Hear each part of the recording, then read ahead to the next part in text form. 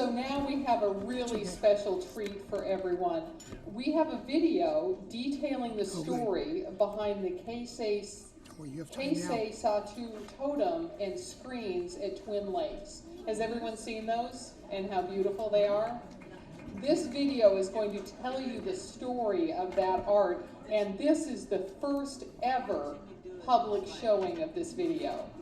So I feel very honored that that gets to be us tonight. So please enjoy the video. Actually...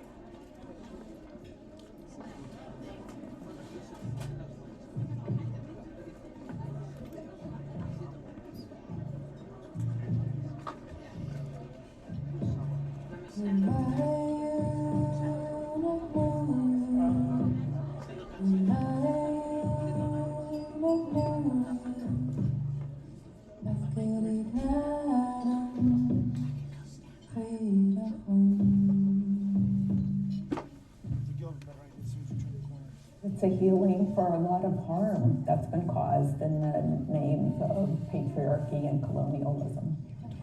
And wouldn't it be great if the whole community could benefit from this?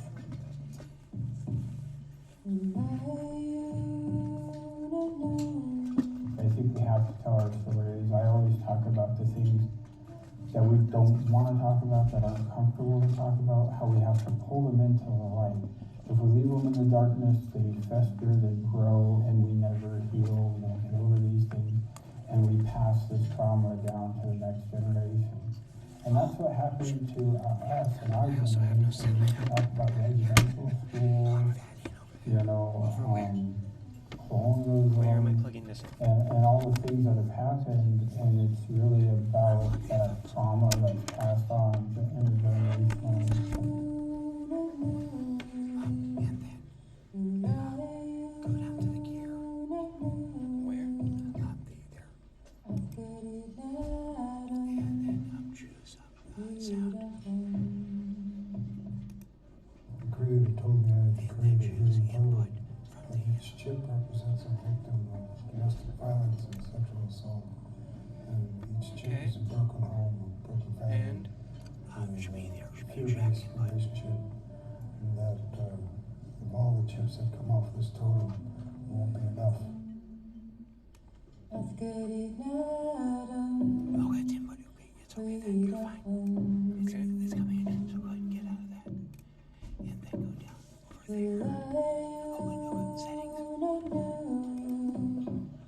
And audio to audio. And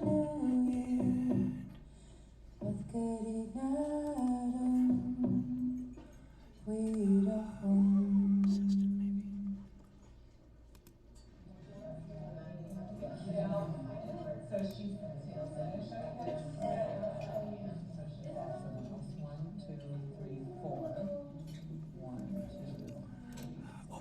We're working on gifts for the totem pole weaving.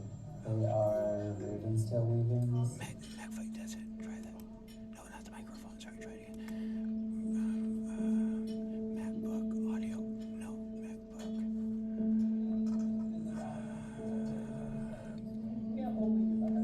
Hang on, this is all For me, this weaving project is all of the things that are happening with this totem pole and community healing and individual healing. I'm just really grateful to be a part of it. So I have audio here. The design we're using is a cross-section of the lightning pattern in raven's tail. And I prepared all the materials myself. I spun the wool by hand and then dyed it with hemlock bark. And a really old tradition is you would cut up your most valuable belongings to pay witnesses at a ceremony. And so this references that in a way where we're giving a portion of a bigger design, but we're not destroying anything in the process.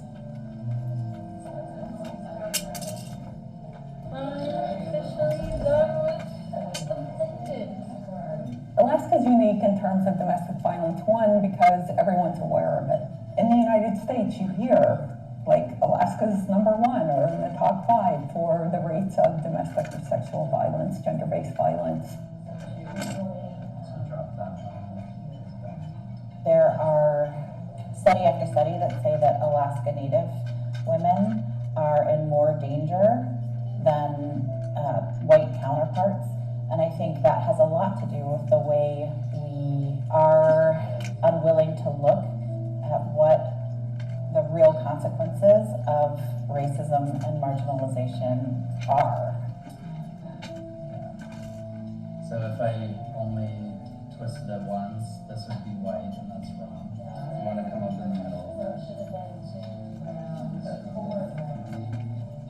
Whether or not you've personally experienced domestic violence or sexual assault, whether or not you've perpetrated domestic violence or sexual assault, whether or not you love someone who's experienced.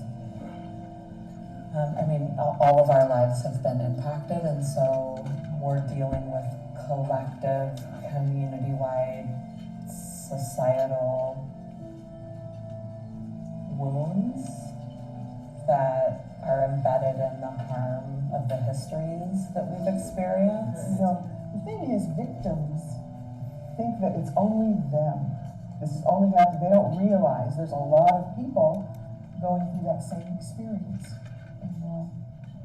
And it's an aha when you realize, oh my gosh, I'm not the only person that has experienced violence in my home, or lived in this craziness and this darkness. But the AWARE organization wanted to take it a step farther and make a piece of art, kind of raise the awareness for domestic violence.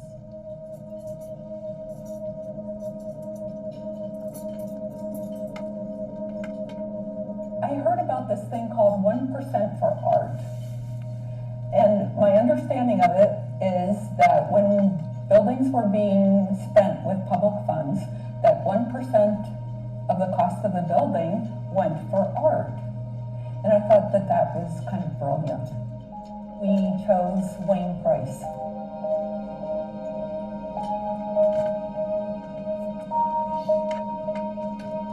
Wayne is very much into healing for himself as well as his community and our community.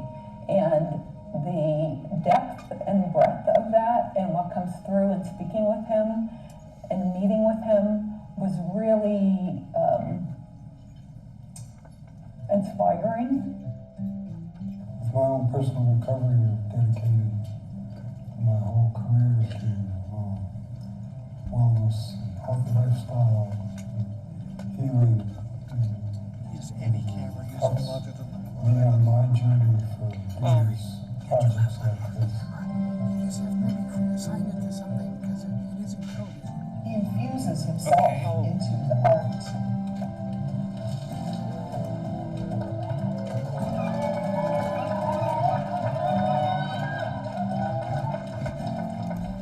Like when he was carving the baby that the woman's holding, you could feel the love. You feel the love that the mother and that baby have. And you feel the baby's innocence just with his mom.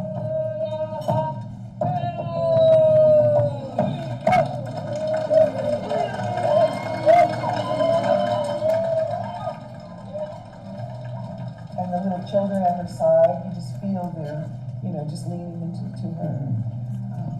He gives that feeling I was to aiming it. at. Unless, somebody's probably bumped the camera. Because that's Wayne not what I works was aiming closely at. with his wife, There's Sherry, the- and Okay, gotcha. Sherry So I worked need to on get the out there to design. the center. The design is features a Assuming that prominent it's figure working, who's yes. called Casse, and beneath her are things that people want to heal from. So there's pain and sorrow and challenges, and above her are things that people might see as their healing. A lot of thought went into the design and the story of what we're trying to say. Here she stands on a tear box that's under her feet now. That's where she was. nature of that place oftentimes steals your voice as a victim. And traditionally, Wayne has told me the feather. You know how in a talking circle, people pass a feather, and when you're holding the feather, it's your voice. Yeah. And your voice is respected. The person holding the feather has the floor, so we use that concept.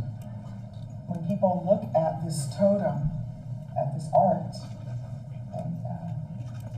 and think about the design concepts of it, you know, the concepts are things that people connect to and relate to, and you know, it gets into your mind, your heart, and you remember, and you think, and you feel the healing.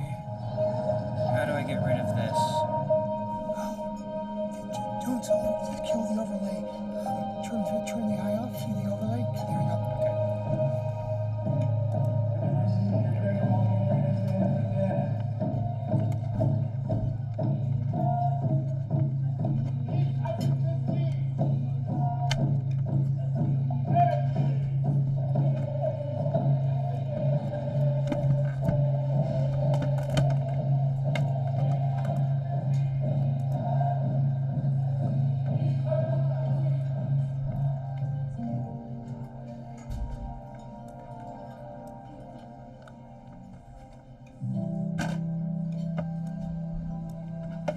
I think that the work that AWARE does is so very important. It's so desperately needed. And unfortunately, you know, we work in and provide services where we see the numbers, and numbers aren't going down, right? Like domestic violence, despite our best efforts, isn't stopping, right? But AWARE is looking at it at a full frontal view in that whole 360. They're looking at the children, they're looking at the spouses, they're looking at the partners, and they're trying to provide services that are going to really help that family. And they work really closely with the tribe, and I think that's so important.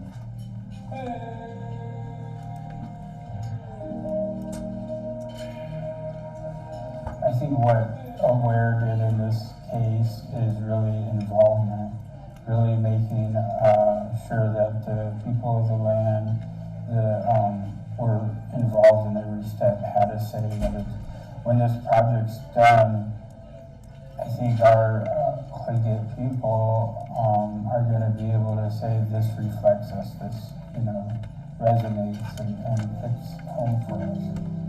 Yes, we love you, and thank you so much for all that you do towards what we do now. I don't know that a lot of projects not started by us or done by us have that feel. And I think for the most part, people wouldn't know whether Tlingit Haida did this project or AWARE did this project, because we kind of did it together. And I think that was unique.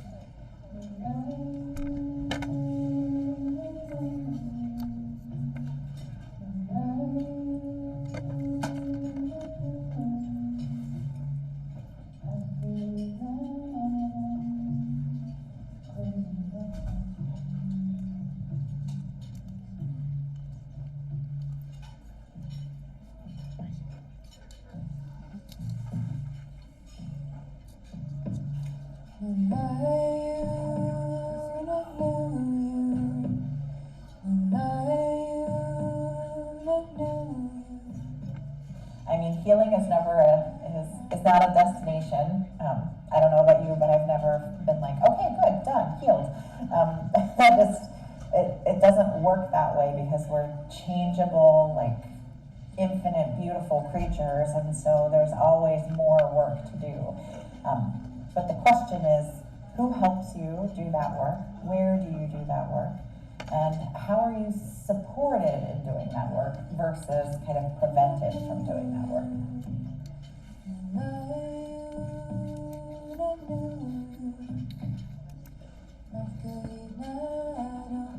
When the whole community takes ownership, when the city and borough of Juneau say, hey, we want healing from this, when Central Council says, hey, we want healing from this, when each one of us as individuals, as families, as a community, as a culture, as a society can come together and say, we take some responsibility. We can make this difference.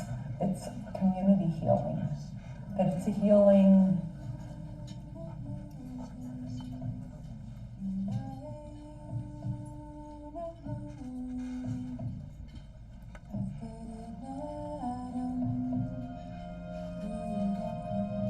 Seems to be really easy to go down the path of not making the right choices.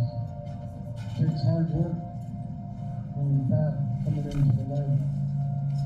And as an artist, this is what I can do to bring more people to the light. There's change.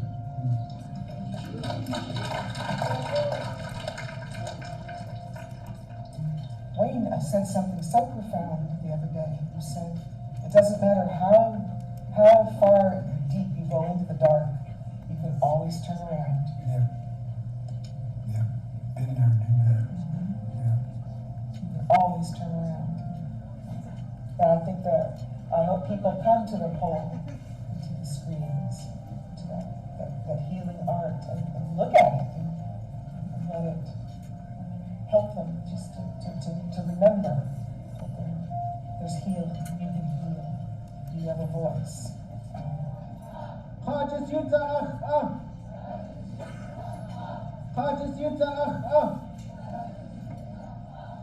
Beautiful job. You have a few bucks for a job.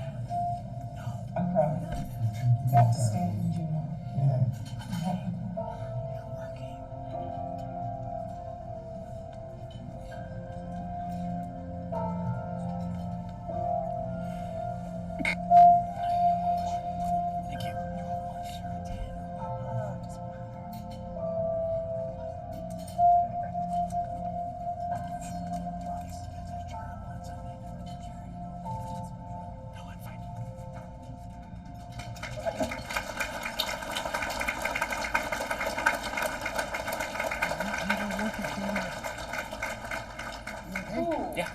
That was quite an experience, wasn't it? Such an incredible piece of art. And everyone is here to support that same mission, that we're going to heal and we're going to support the victims of domestic abuse and domestic violence. And maybe you're asking yourself, how can I help? Well, you may have noticed that the fundraising's a little bit different this year. There's no big silent auction like there's been before. Instead, there's about 22 magnificent door prizes. The kind of door prizes that would have been in a silent auction in previous years, really remarkable door prizes. So we're gonna have 3 sections of those coming up. To make sure you're in the drawing for the first section, we need everybody's ticket in a bucket. We've got a bucket going around. So please wave her down if you've still got your ticket. There's a bucket up here. Let's make sure that we have those for that first drawing. I don't want you to miss out. Now I'm going to tell you how you can get even more chances to win some of those great door prizes. There's an envelope on your table, and that envelope even leads you through how you can just use your phone to connect to Aware and make a donation right from your table. You can also make donations with cash and checks. But if you make an additional donation in addition to being here, and not to pay for a dessert or one of the auction items, but an additional donation to support the cause, you get another entry into the door prize drawing.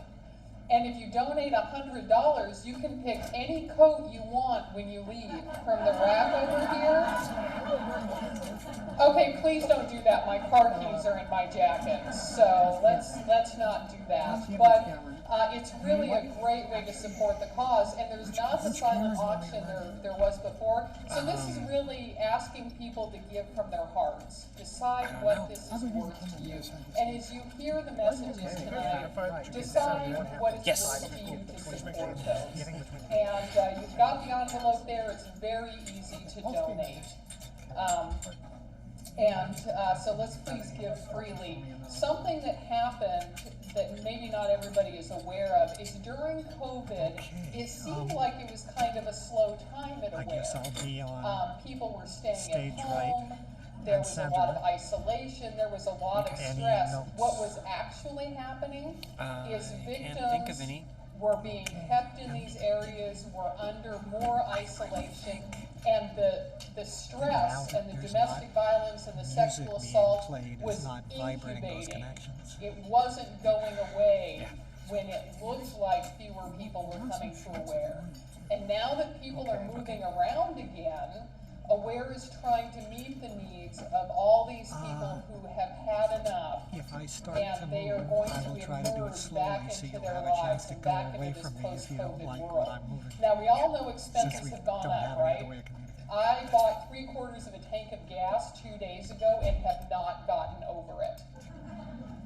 It's a little bit of PTSD, and there's a lot of kids served by Aware. You know, kids eat eggs. Yeah, think about that for a few minutes. And they can only buy 2 cartons at a time at Costco, so we may be recruiting some runners down the road. It's like an egg connection for the kids at Aware. So there are a lot of challenges that are coming right now that maybe weren't very obvious, but people are ready for help now, and you've got to help them right away, because if you don't help people that are willing to make the change now, it may be a long time before you get them to that place again where they're willing to fight to get away from that situation. So hopefully we can do everything we can to support them. So is everybody getting their tickets collected? Does anybody have a ticket that still needs to be collected? Anybody? Okay, we are doing good. Did everybody get a chance to look at the outcry auction items? There are going to be 4 auction items that are going to happen right at about intermission. So, and then of course you saw the dessert auction. And I've already wandered through the dessert auction to see who I want to make friends with by the end. So, some fabulous looking desserts that are going to be up for auction. So that's going to close about intermission. So your table might want to appoint like a dessert lieutenant who's going to kind of stalk that dessert and make sure that you get it, because you do not want to get closed out of that. You can pay for your desserts through that system that's listed on the envelope. Like if you owe $30 for your table's portion of the dessert, you can go ahead and do everything online. All right, so moving on, I'd like to acknowledge some special guests we have here tonight. We have Senator Keel, who's going to be conducting an auction soon. Very nice. We have Representative Sarah Hannon. Is Representative Hannon here? Oh, I saw Mayor Beth Weldon. I already got a Beth hug. There she is. We have former Assemblyman Lauren Jones. So, always a favorite of ours. Dr. Amy Dressel gave me $20 to say Amy's cool at this point. And then we have an Aware founder. Karen Robinson is here. Karen.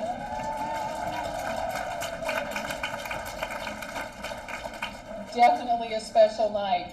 Now, I know that we have some former women of distinction in the room because I saw them already.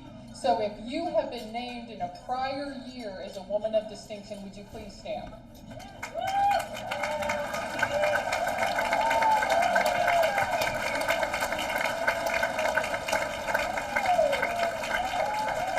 Thank you so much.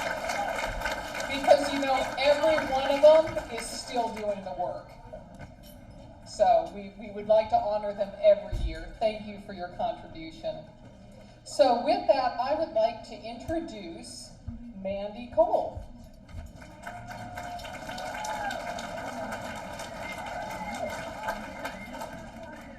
Thank you, Chriselle. You know, we keep bringing Chriselle back here, and Chriselle does better every single time. I think we're about to launch Chriselle's career in stand-up or emceeing. I don't know if you can make a career out of that. Okay, whatever you're doing, you just lost But I want to thank you all for coming and supporting Aware. So, whatever you Special switch, thanks to Central I need you to Council put for it this back because beautiful I lost the space. camera. and for always being wait, an got it incredible back. partner Okay. to Aware, everywhere, all day, every day. It's fine. So, tonight is the night. We get to hear the stories from 4 incredible women.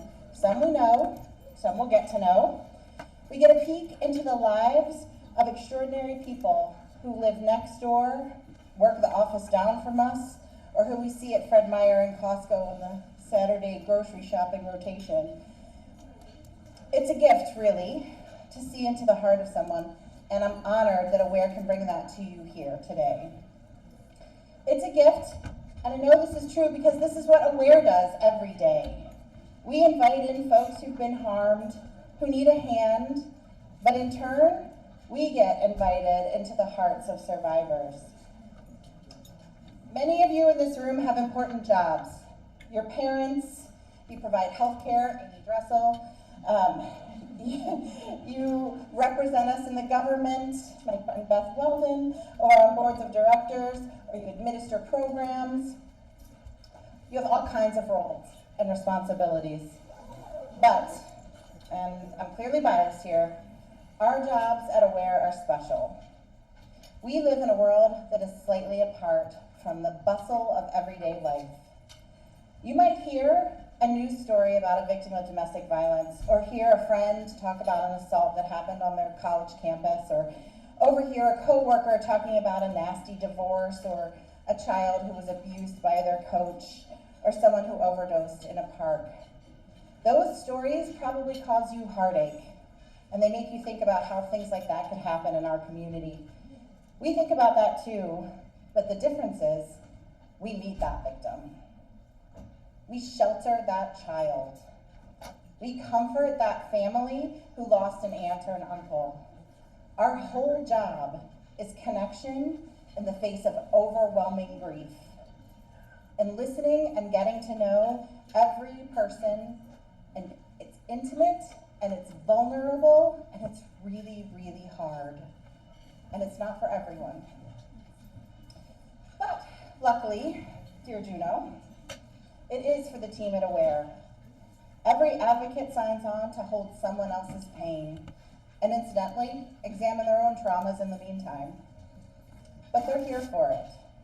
Can I ask our team to please stand? If you work at Aware, if you have worked at Aware, Chris Aschenbrenner, you better stand again. There's so many of them.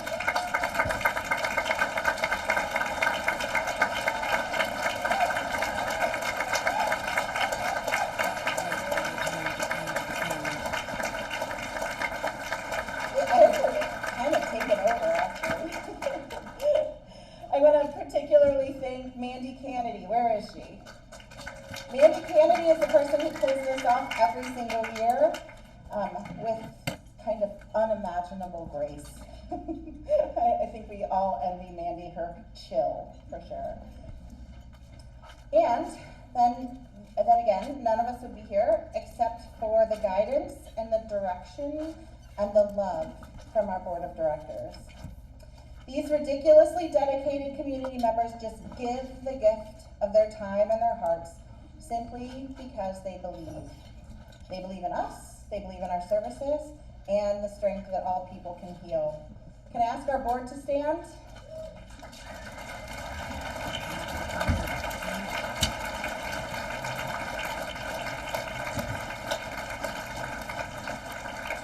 You all look great. And finally, I want to acknowledge all the survivors right here in this room. Some of us wear that label loud and proud, and others carefully and quietly. And I want you to know that we are here with you wherever and however you want. I thank you for your strength, and please know tonight is for you too. Could I ask Mandy to come on up? Thank you. You don't have to clap for that. we want to thank you, and thanks are all well and good, but we have actual gifts to give you too. I mean, your support of Aware comes with so bonuses. Mandy and I are going to draw for the first of several rounds of door prizes this evening, and we'll just get ourselves started in a good way. So, is everybody ready? All Did the right. microphone drop out, or did she move the You wanna microphone? get this? I think she moved it. She moved it I'm not slightly, but looking. yeah. It's like, oh no. But it also Mandy's didn't gonna look tell like us she what moved we're it that drawing. far either, so. Yeah, we gotta be right All on. right, so the first one is a Devil's Club Brewing Company flannel button-down shirt and an Out of Paper Designs 2023 Alaska calendar. Amanda Duffin? Is there Amanda Duffin? Yeah, and then Danielle will go give you your gift. Okay, so this is a Goldtown Nickelodeon gift certificate, a date night for 2. Patty Mills. Patty Mills. Patty Mills.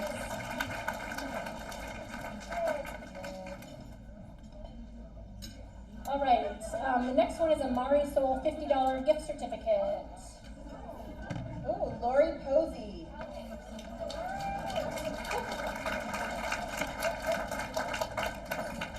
We need to give Danielle a second to catch up. So Lori, can you raise your hand? Ah, there we go.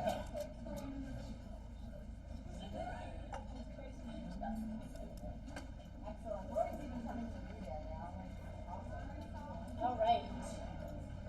For our next one is Aware Swag, a hoodie and a Kase Satu Totem Plaza tote. Crystal Christensen.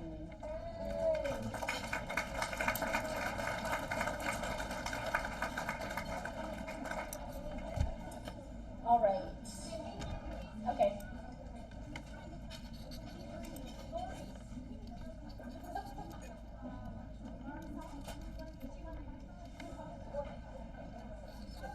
Okay.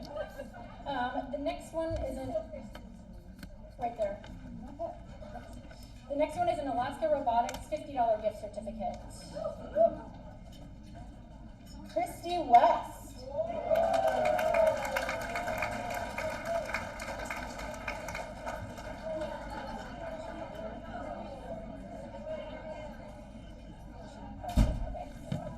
All right, the next one is another Devil's Club Brewing Company flannel button-down shirt and Out of Paper Designs cards. MJ Grand.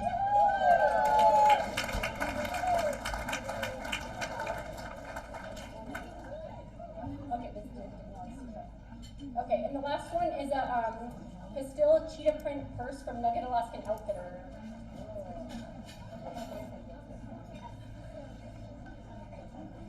Okay, Kristen Wright. Kristen.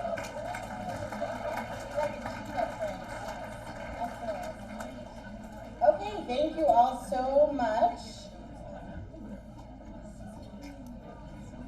And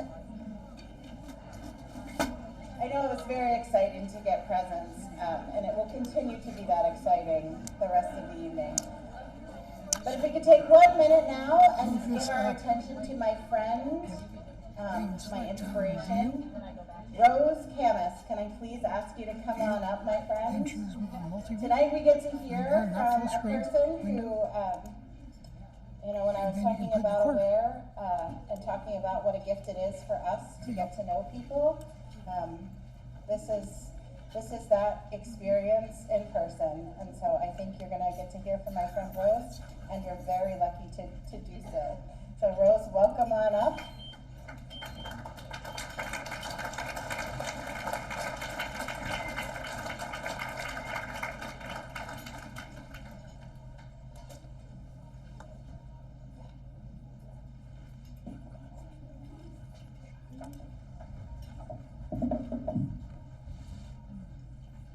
Okay, this doesn't have on the website.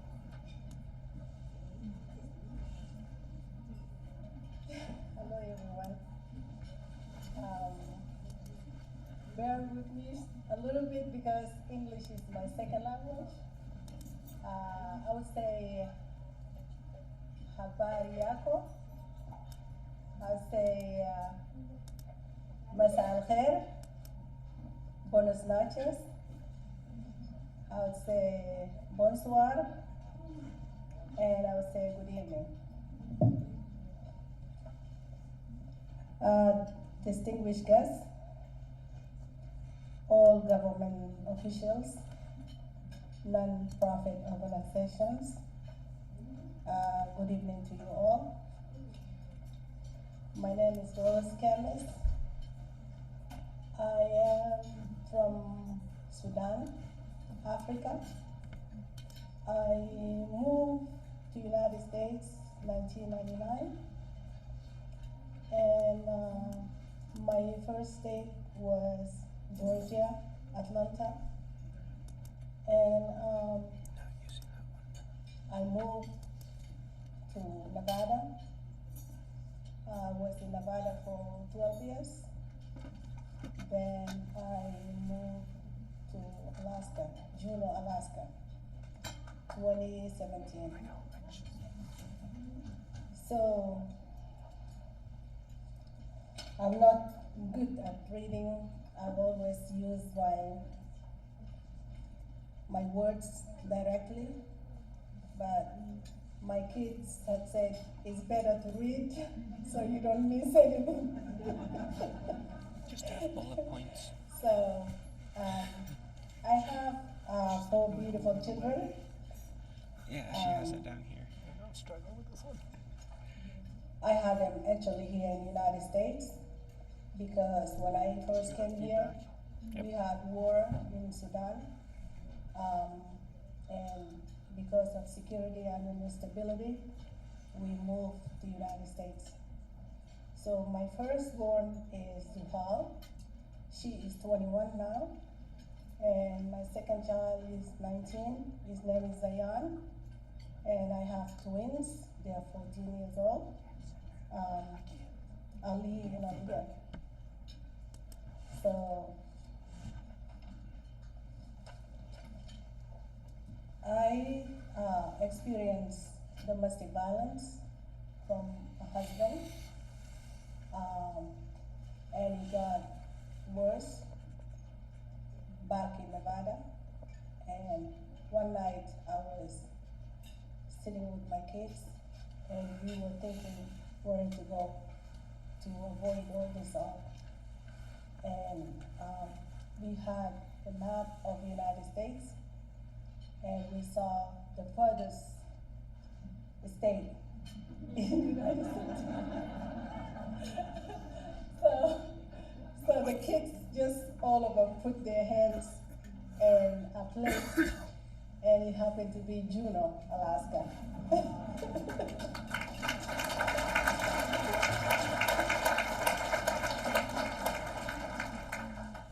So we decided to move far away to Alaska, away from the lower 48. And back in Nevada, I don't know if I think anyone in the room here would agree with me. For those who had their father or great-grandparents came from elsewhere, they can agree with me that it's hard to be somewhere where you have to struggle, you have to find a job, and you have to fit in, and you have to speak the language. So it was very hard.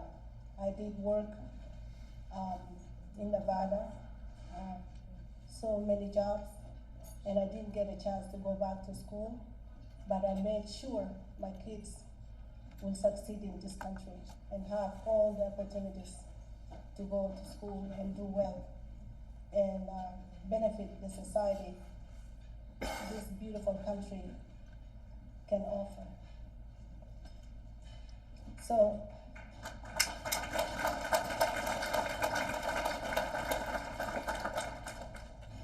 I did work for an organization called Congo Justice back in Nevada, and it was for domestic violence and abuse back in Africa, in Congo, Republic of Congo, and South Sudan and Sudan.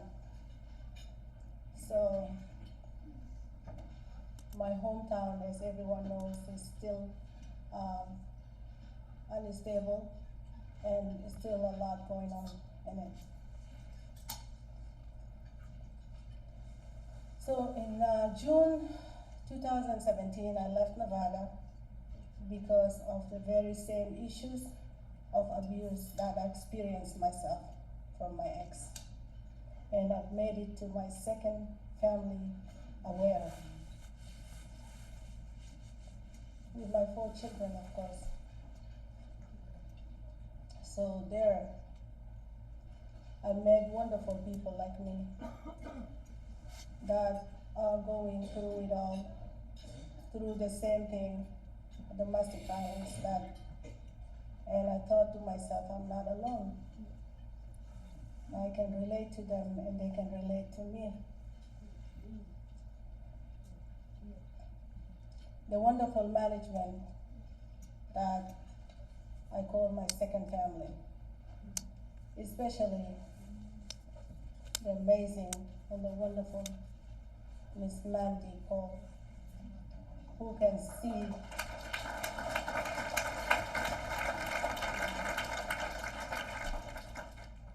and of course Sarah Lynn, my friend.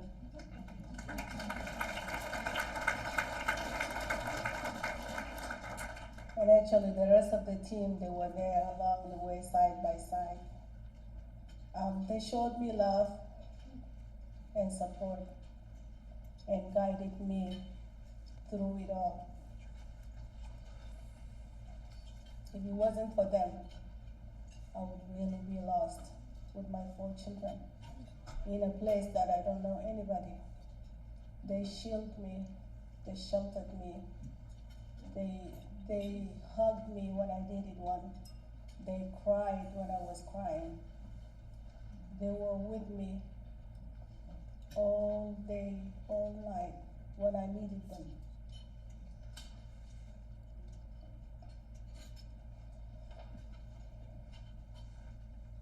Aware is a wonderful and amazing organization. Needs support from everyone in giving and volunteering to help others like me. I've stayed at Aware shelter for a few months, and I was lucky enough to become one of the staff members as well.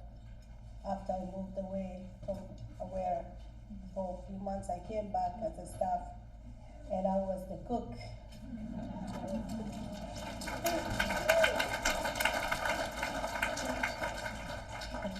And advocating for the same cause.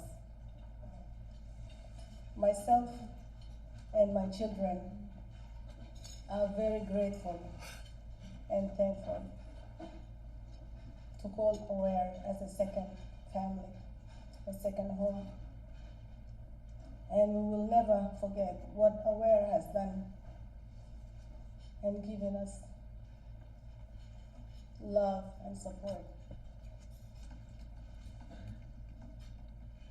My time has ended 2018, August 30th, after my wonderful 1 year here in Juneau. I left to Anchorage because my oldest daughter was going to college, and she would like to live with me at home. Therefore, I decided to fulfill her dreams in becoming an anesthesiologist in God's will. She is working every day, day and night. She's 21 and she already had finished 4th year of college at the age of 21.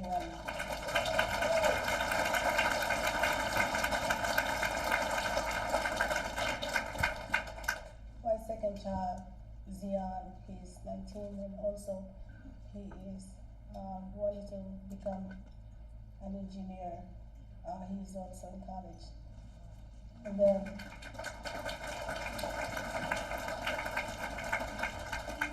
so I have troublemakers, double trouble.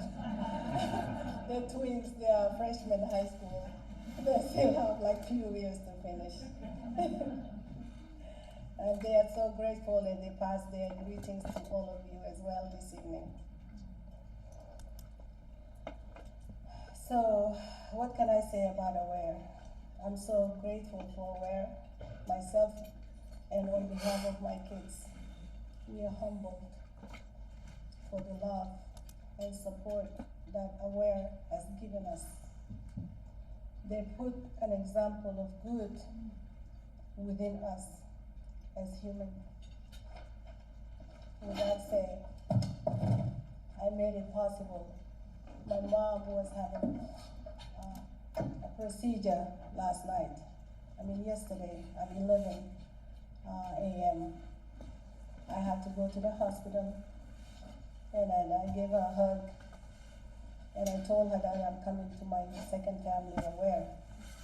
My daughter was with her, along by her side, and my mom was here in Juneau with me when I was here with my kids.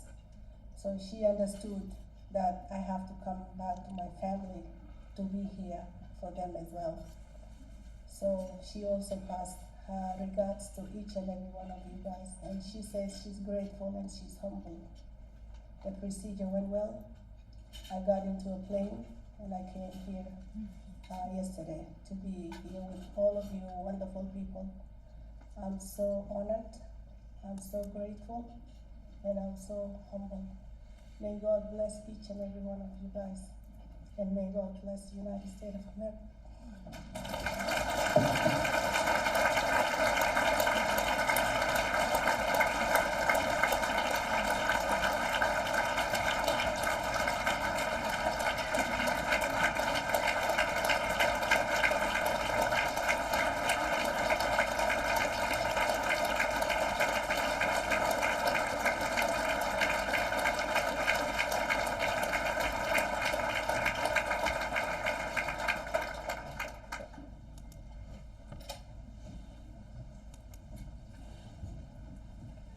Thank you, Rose. Can you imagine the courage to flee Sudan, to flee the violence with your 4 children and your mother and make your way to Juneau, Alaska? How would you have done? I don't know how I would have done. I don't know if I could have done the things that Rose did with her courage and her intelligence. And now her kids are educated and safe, and she has spread her wings. So I want to ask you, what's that worth to you to support this mission? What's it worth? I think pretty much everything. So Rose, thank you for taking the time to come and see us. It really does mean a lot.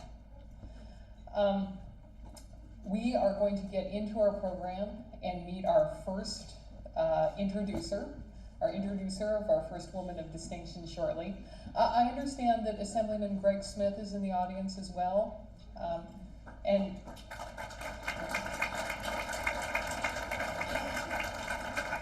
And no one else has paid me to mention them, so I won't. But I'll remind you, I have horses, so please think about that. So without further ado, I would like to welcome Connie McKenzie to the stage.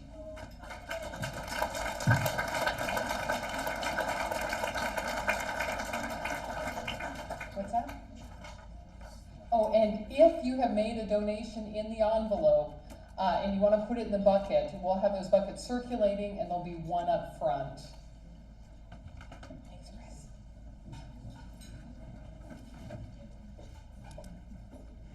Good evening, everyone. I am introducing our first honoree this evening, Susan Bell.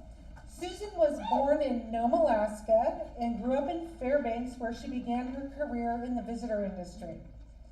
In her early working years, Susan was noticed for her outstanding people skills and professionalism, and after a summer with Princess Tours in Denali National Park, she was tapped by the company to be the sales and service manager in Juneau. Southeast, it rains there. Do I have to go? "I need you," was the reply, and as she always does, Susan answered the call. Southeast has now been her home for more than 35 years. Susan's strong work ethic, interpersonal skills, and uncanny ability to make things fun led to positions of greater responsibility. Princess Tours division manager in Skagway, where we met in 1988, on to Haynes, with being a tourism manager, then manager of the brand new Ted Ferry Civic Center in Ketchikan, where she met her husband Bob. The president CEO position with the Juneau Convention and Visitors Bureau, now Travel Juneau, brought her back to Juneau in the mid-1990s for good. Susan's visitor industry background now intersected with her love of Native arts and culture. Add to that her expertise with the Alaska Native Corporations as an ANCSA shareholder herself. She joined Gold Belt Native Corporation as its vice president, where she could help serve its shareholders and develop its emerging profile in Alaska's visitor industry.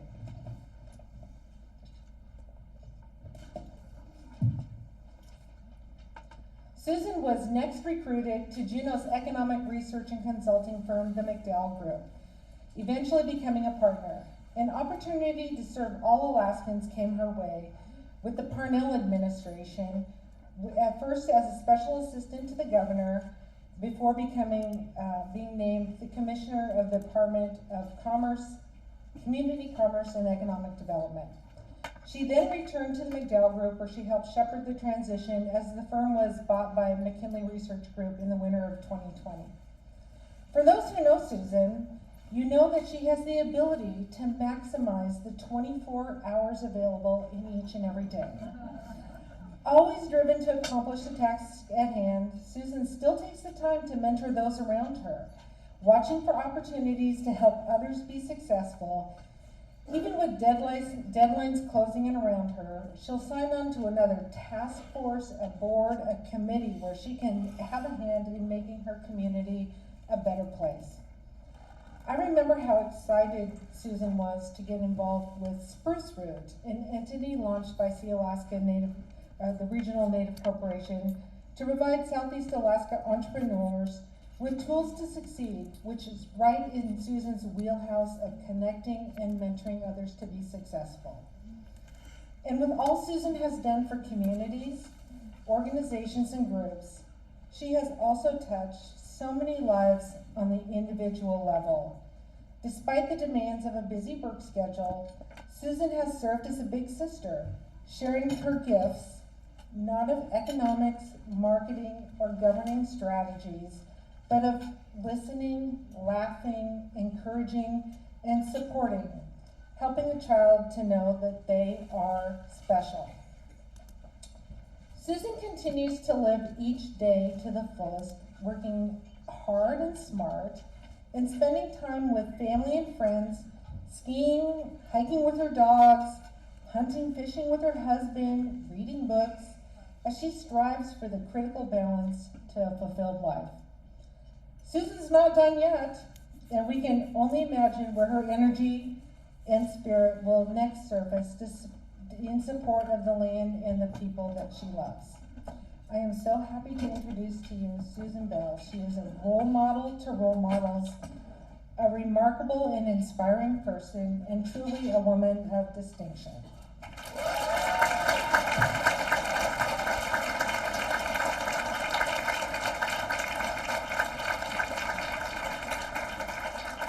I want to meet her. Well, a fun thing about Connie and I as our personal lives and professional lives have crossed over the years is that we've actually confused a lot of people, because we did work together in Skagway for Princess. We both worked at Juneau Convention and Visitor Bureau. We both worked at Gold Belt.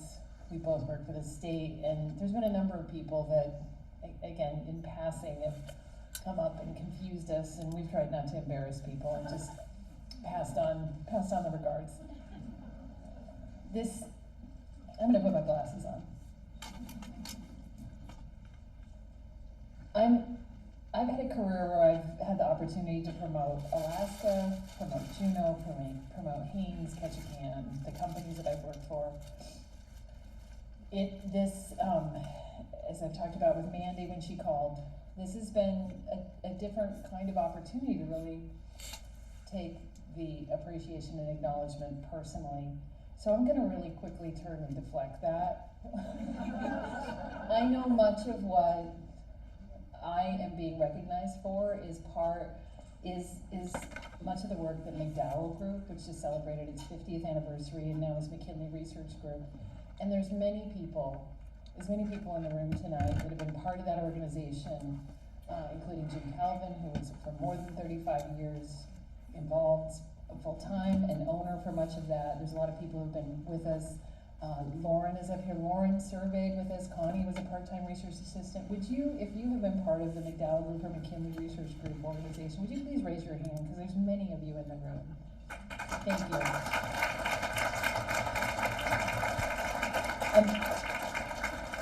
As I said, I know that as I stand here this evening and surrounded by community members and friends, that much of what I've done, because it's been blended. You know, part of what I've been really fortunate is to have a lot of opportunities to do things that I've learned and grown.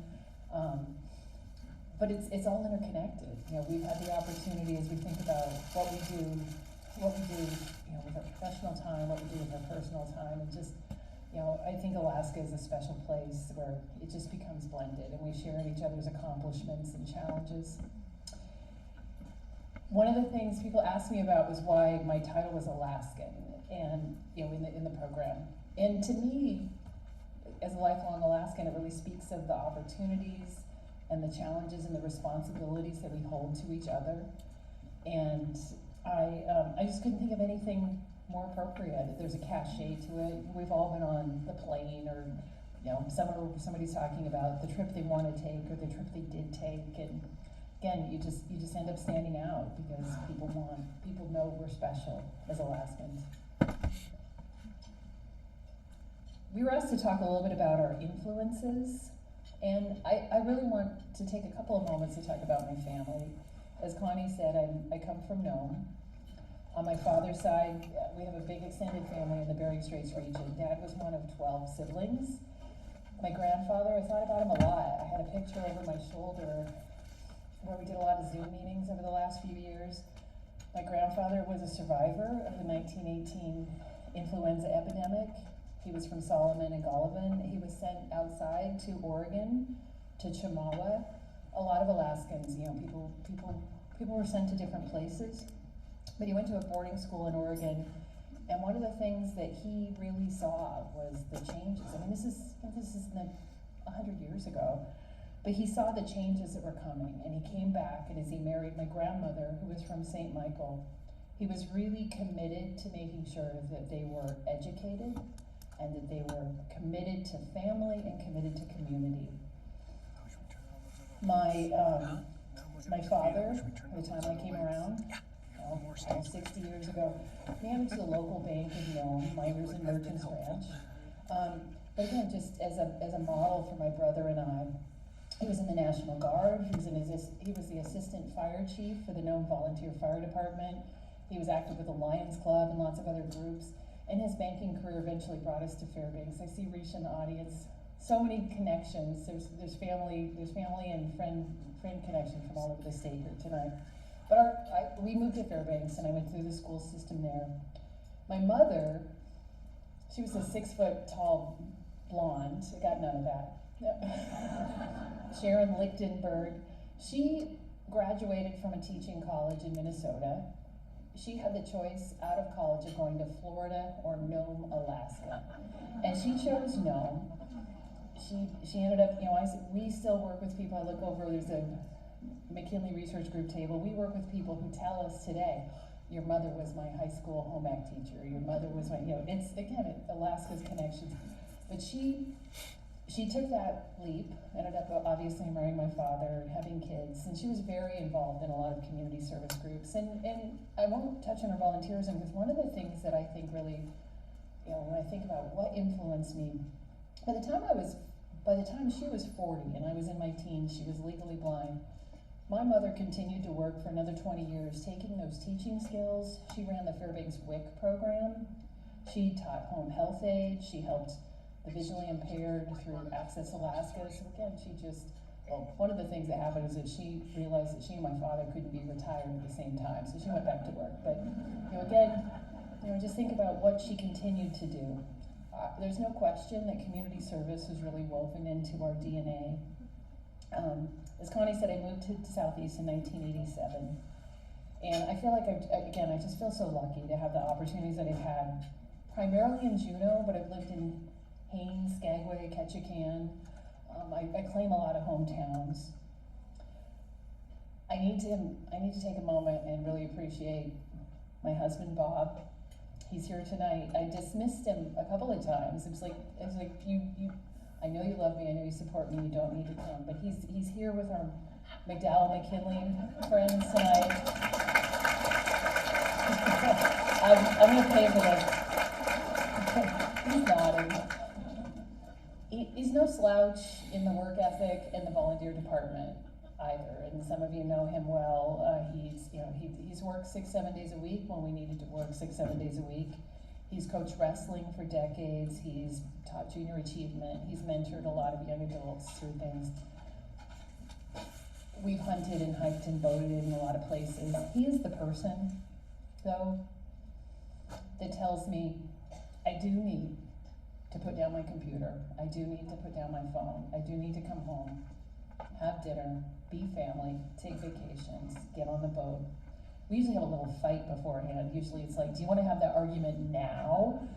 Or you tell me you can't go and you're not on the trip? Okay, we won't get into that, but again, he's been my rock, and I appreciate all of that. I said I was going to circle back on the McDowell group. Jim is here. In 2001, I was really delighted to join the firm. It was a tremendous time of really learning and growing. Of course, Eric was still alive. Many people know Eric. And we've served hundreds of clients throughout Alaska. And the mission of helping people to achieve their social, economic, and cultural goals is just really tremendous. But one of the things, and I really credit Jim, under his leadership, there was a very deliberate expansion in the services that our firm provided to serve clients in healthcare, social services, and education. And as we did that, we served many of you in this room, and we always have over the 50 years, but that meant that we attracted more people that really had specialized skills in that area, and it's reinforcing. You get more projects, you get more people, and you get recognized for that work. So again, I just know that much of what I'm being recognized for tonight is a shared accomplishment. And as I said, we celebrated our 50th anniversary last year. I already have that one. Under new ownership, but just that, it's a huge milestone. Some of you are there to celebrate us with our new office space downtown. But as I close my comments tonight, I am embarking on a new chapter. Today's Saturday. Last night, I locked my keys, computer, Kirsten, they're in the office. I locked my keys, computer, cell phone, everything in the door, shut it behind me, shed a little tear walking out to my car, but I'm really excited about a new opportunity, and I've got old and new colleagues here. I'm starting a new chapter with the University of Alaska. I'll be helping plan and implement an Arctic leadership program. And part of what's exciting for me is not only the university and learning, but it allows me to think about where my family is from. It allows me to think about the possibility and the needs of Alaska in the Arctic in this global context. And I've been thinking for myself, because it's always a little bit scary to take on something new. This week I couldn't find my butt with my hands. I went to IT help 3 consecutive days, like, me again.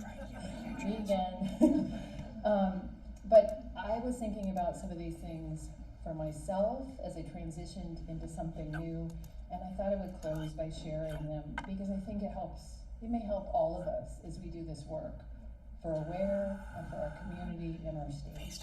So first, just community. We have to strengthen the pillars in our homes personally, in our home community, in our state. And I said this this last week because we had a couple of radio interviews.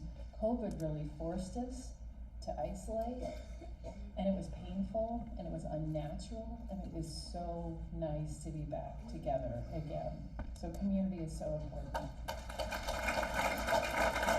Partnerships.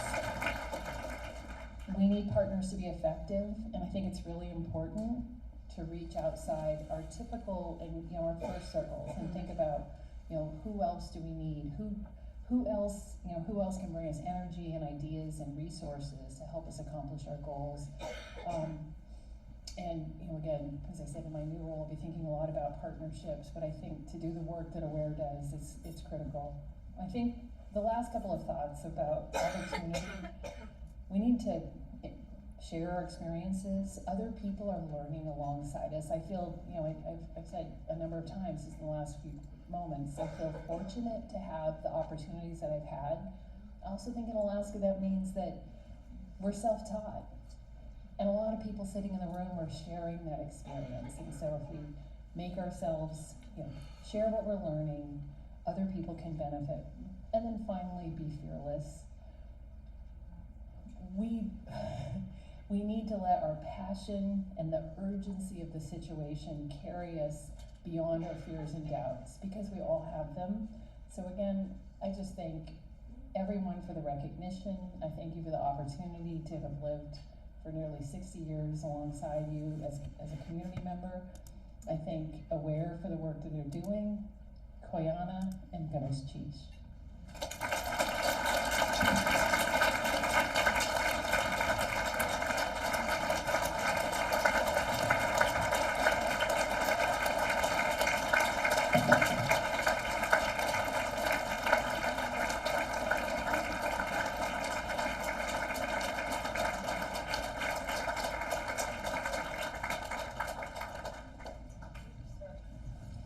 So remarkable. And Susan, of course, has dozens of friends in the room. I even know that her book club is here. Can we have a shout out from people in her book club?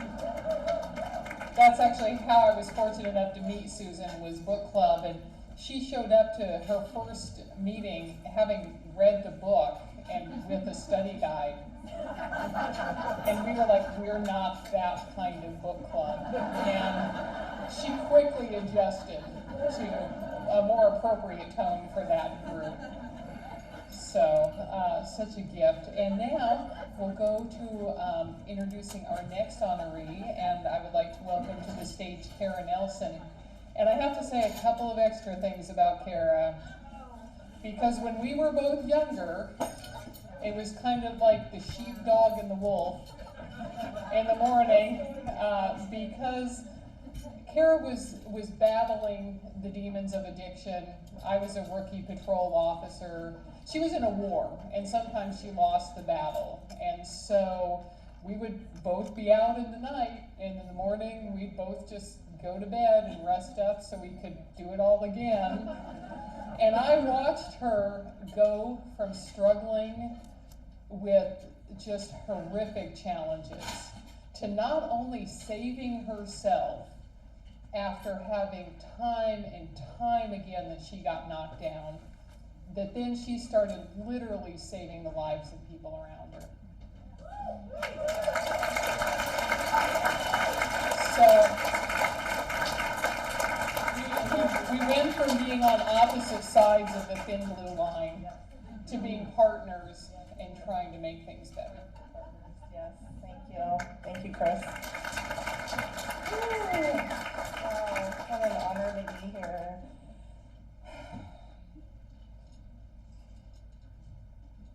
Sorry. So there's so many things I could talk about introducing Jenny B, which is what I call her, many of us call her Jennifer Brown. That I decided that I was going to share our story because it's actually the story of so many dozens of women that have come in contact with her and family members, and I mean just so many people. In 2010, after a very long trek across Alaska, transfer from institution to institution, prison to prison, I ended up at Lemon Creek Correctional Center here in Juneau, where I met Jenny Brown. I was brought into a tent that they had for us, the overflow. Now this tent, mind you, had a huge heater in the middle, and the sides were not even secured to the ground. They'd be flapping up on the sides. It now has a foundation. If you go up there today, the tent is still there. And it's kind of like even a story of our lives as we met, and there was just no security, nothing tied down, and now there's a foundation laid, and it's a secure place. So the tent was not secured to the ground. There were so many women in our darkest moments there. If you know Jenny B, she demands attention in every situation and room she walks in, not with aggression, but with love and compassion and with invitation. I remember one time the first time I saw her, and my spirit literally leaped. We did not get along the first time we met, but I think as leaders and our spirits connecting in that moment, over the next 13 years, we became incredibly close. And so at that time we had no help, no hope. We were shells of human beings. We were very insecure and broken. We were wanting something different but did not know how to get there. But we were fierce. We had a sliver of hope, and we had each other. This woman, for 13 years, and the years to come, all of that time, we started walking through our healing journey together, and our spirits became more connected. I don't know about you, but when you meet someone and you just have that authenticity, that spirit connection, no matter what was going on in our lives, we ended up walking that path together and with so many others. One day we were praying, and I asked the Lord what he saw in JB. And he said, Mother of Nations, Mother of Nations, Mother of Nations. And I'll never forget when I told her that, because you can feel the power in the room and the words that came across. It has been such an honor to watch her walk out who she was created to be with so many other women. Whether incarcerated at the halfway house, at Haven House, or in the community, Jenny brings people together. Jenny is community. Wherever she is at, there is community. People feel safe, people feel valued, people feel worthy, and people feel seen in her presence. Jenny B has not just brought her culture to the forefront of her recovery, her advocacy, and her entire being, but she has embedded her culture in ways that people like myself and so many others have been immersed in and been a part of in ways I never had been before. She invites us into her family. For the last 13 years, we've cried together, we've fought together, and we fought together many times, laughed, belly laughed. I have watched her push through the most impossible circumstances, through probation and parole, through her family, through all of the things that we go through as women, as survivors, as people who have been formerly incarcerated, as people who are incarcerated. It is just a great honor to introduce Jenny B. Her voice carries through generations. She is a mother of nations. She is community. Please welcome Jenny Brown.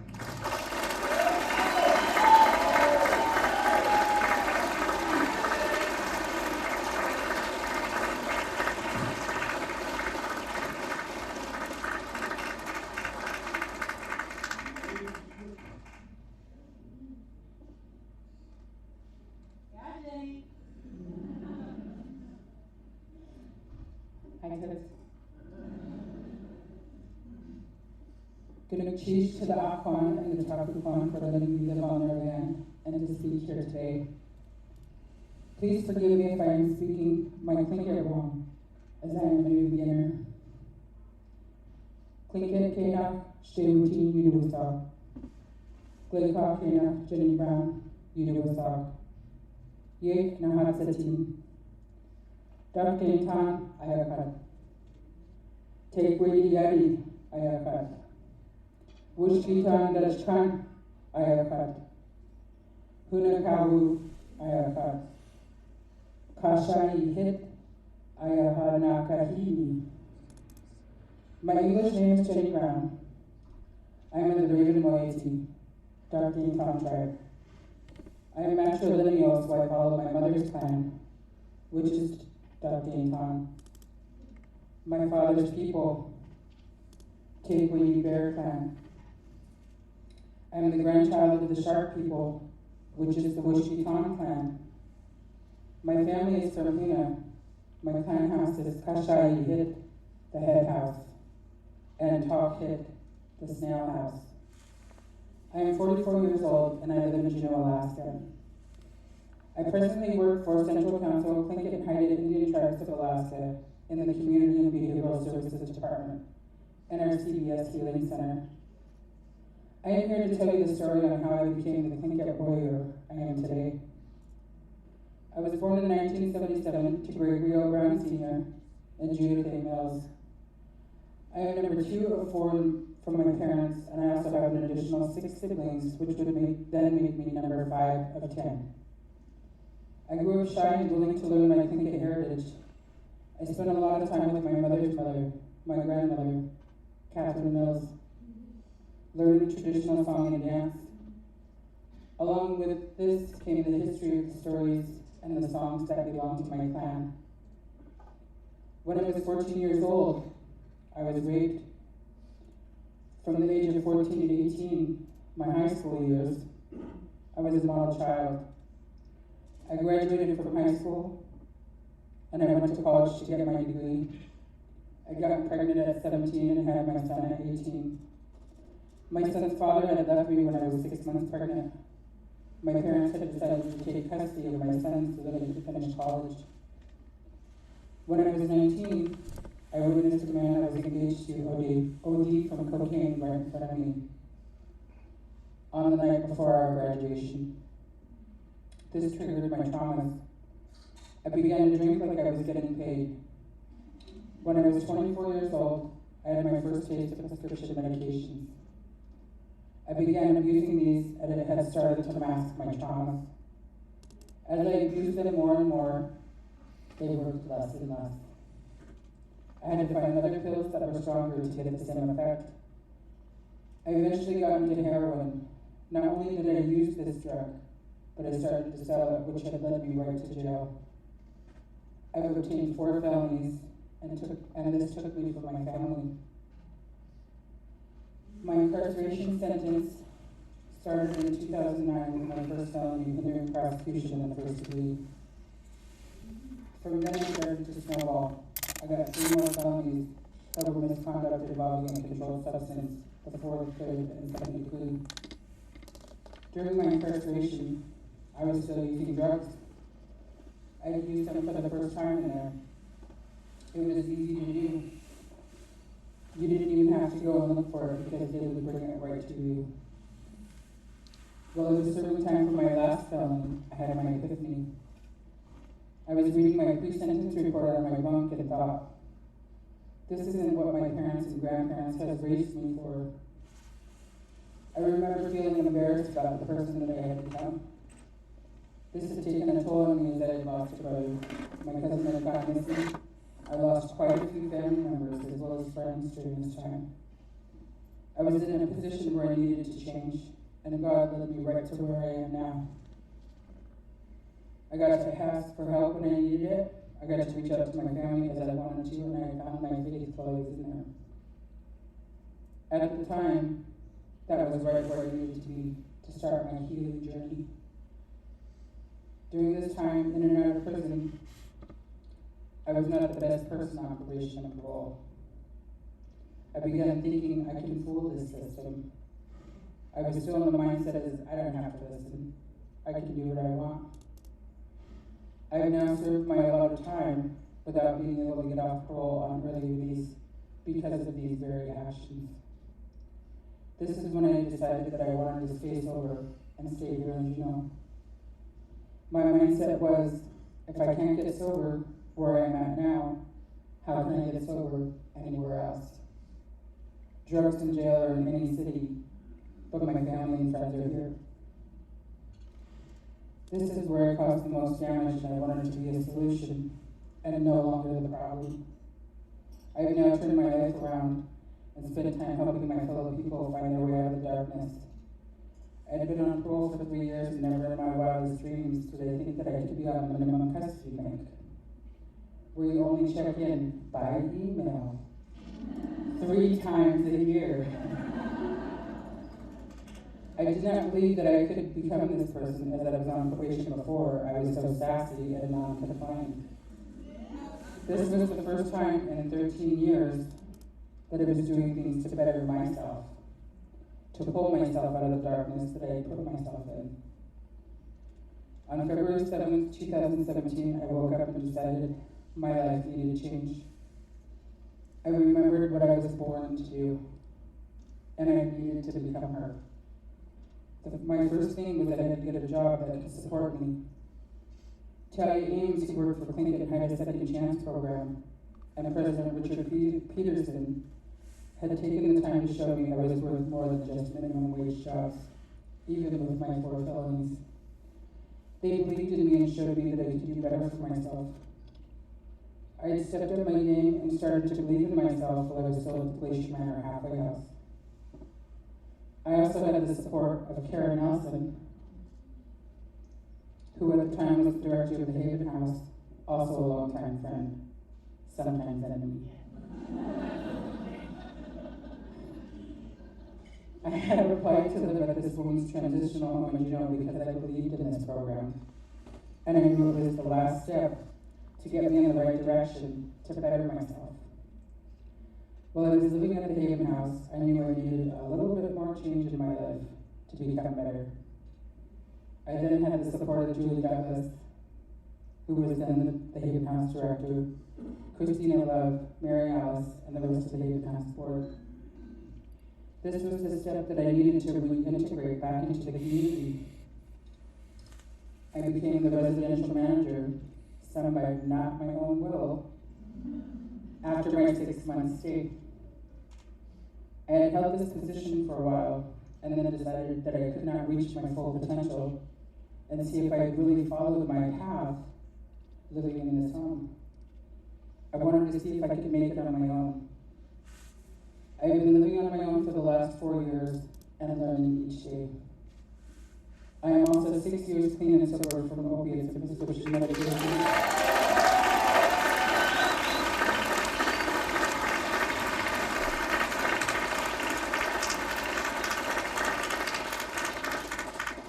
I am gainfully employed and enjoy my work.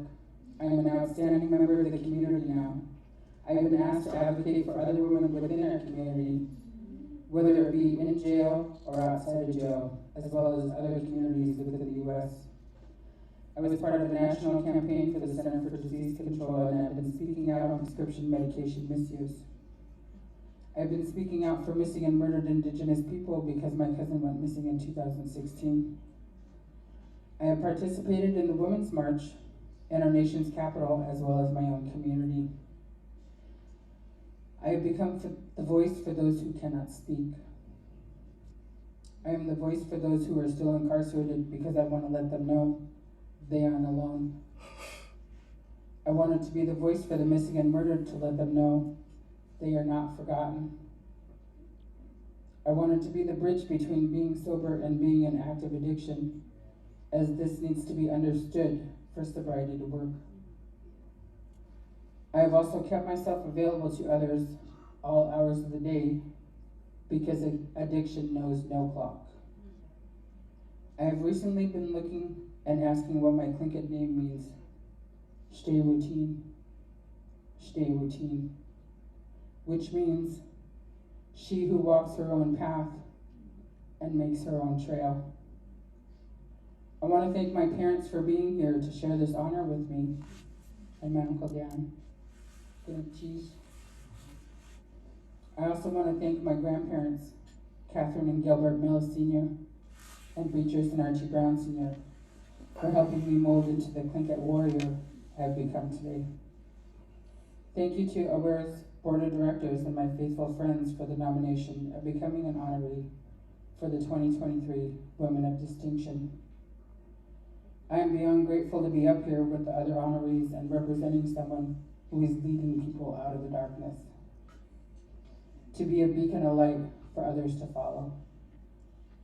Being a person who was formerly incarcerated and a person in long-term recovery, I want to say thanks. Thanks for recognizing that dreams are possible and that recovery is possible. Lost dreams have now awakened and new possibilities are here to arise. Gunalchéesh, thank you for having me.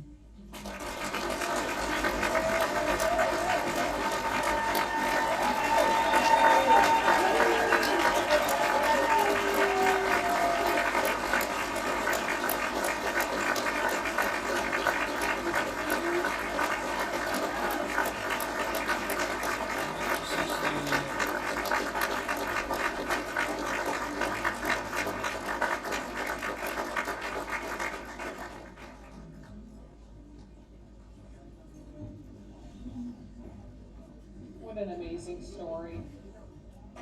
Just the themes that we're hearing tonight about community, that it takes a village to lift us up. It takes a village for us to help. And both of our last two speakers have talked about how much community is meant to them. And Rose, how much the community held you close and allowed things to happen for you. And thank you all for being part of the community here tonight. That's why you're here, is to be part of the AWARE community. So please look at your envelopes to see how you can help, because they do need your help. And this is an opportunity. The QR codes are very easy to follow, even for me, and I still write checks sometimes. My friends laugh at me.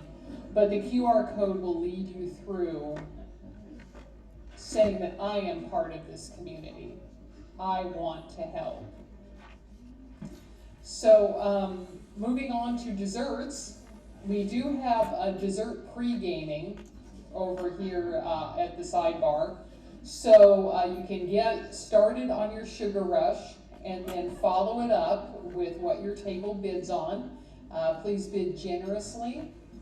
And the dessert auction is going to close in about 5 minutes. So send your most aggressive table mate with the sharpest elbows to go get what you need tonight.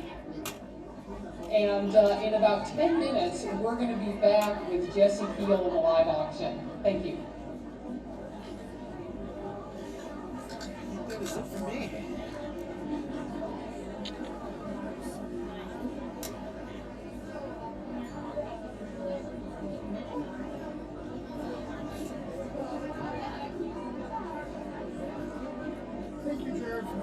Oh, and I understand that Rose made some of the desserts. Rose, which dessert did you make? Halfway, it's intermission. Do you know where it is over here? Okay, so Rose made one of those desserts. Oh, let's set a record with that one. Number 6. I'm done at 9. Okay, that's fine. I will take over. I'll take over. That's fine. Okay, so let's set a record with Rose's dessert. What time is it now?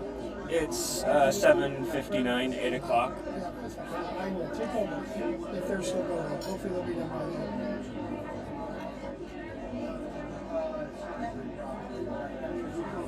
then. How was your week? It was fine. I got through it. The youth activity board got pushed till June. So it's not the week you were flying to Europe. Japan. Not the week you're flying to Japan. So it's the jam group wants to do it, but they couldn't get that quickly. So they're do it then. But I put the application for next year in. So the format, though, we changed the format. What it's going to be is, because April was ready to hop on a plane, so we decided not to do that. So what the format's going to be is, maybe I already told you this, you can stop me, is the format will be is the kids will come in, maybe 20 to 25 kids will come in for the week, and we'll have April here as well as. So before I run away, do you guys want the brighter lights up on the stage? Yes. Yeah. From that other side, yes. I know you guys have pretty low lighting going on there. Yeah, for us, but the cameras can do it. But in the studio, we have like thousands of looms in the studio. So thank you so much. Yeah, I essentially have 2 cameras. Oh, wow, which camera's out? Oh, no. Oh, yeah, I'm so sorry. I'm sorry. There's my 3rd camera. So which one is that? The one over on the other side. Oh, is it not pointed? Oh, it's not in a good place? It's dark. Oh, why is it? Okay, let me go take a look. Because there's no lights. Let me see if I can. I think he's turning on some brighter lights, yeah.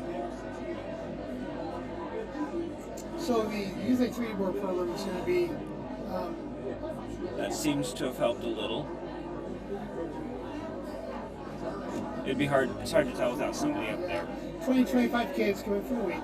We'll have April come in, then we'll have the Juneau activity, the jam people will bring a couple teachers too. And then the kids through the week will learn each aspect of the production from different people. And hopefully you can come in and spend, a couple hours or teach hours or so teaching how to direct. And then the kids will each learn that station.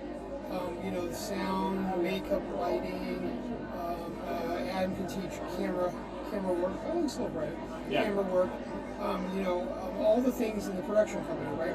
And as the week goes on, they can either sign up to work that section or get assigned by the end of the week, and they'll form a production company. And then they'll culminate by the end of the week, actually starting on Thursday night, with them doing an Alaska musical in concert with a couple bands. They'll sign up and understand that it's going to be a regular normal concert, but run entirely by the student production staff. Right. And so they will have the adults who will be there behind them, but they will run the show. And so they'll have a live studio audience, just like a regular concert, and they'll bring the studio audience in, the bands will come in, they'll have to do the stage managing, they'll have to control the house, they'll do the hair, makeup, and they'll run the bands through, change out the stage, and then at the end, it'll be on our, like all the other concerts, but they'll be in the credit roll, and so they'll have a resume thing showing that they produced a concert, and so it's called the showrunner camp. Okay. So, kind of, I think, a cool idea that they get to actually run a live studio, do a live concert, and they get to actually practice their trade. They get to do full tech rehearsal, and they get to do a concert, which is, I think, kind of a fun thing to do. So, it'll be an interesting.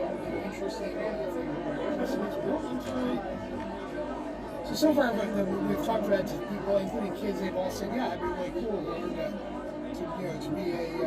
to actually be a production company and do the whole thing, including craft service and catering, because they'll make their own lunches during the week down in the kitchen. Right. So they can do that, but then they'll have that for the bands and all that kind of thing. So hopefully that'll be fun. That'll be normally next year it'll be fall break and spring break when the camps are for 1 week. But this year we'll do it in June when school gets out. So we'll do a week after this.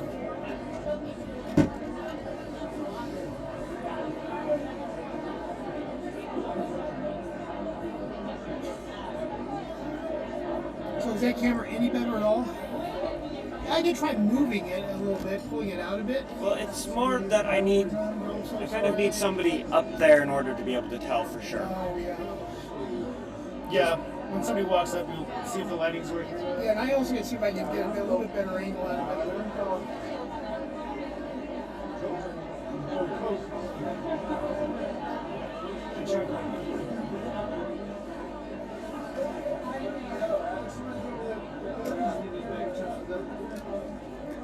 Corner stash. Corner stash. Alright, you guys have a good day.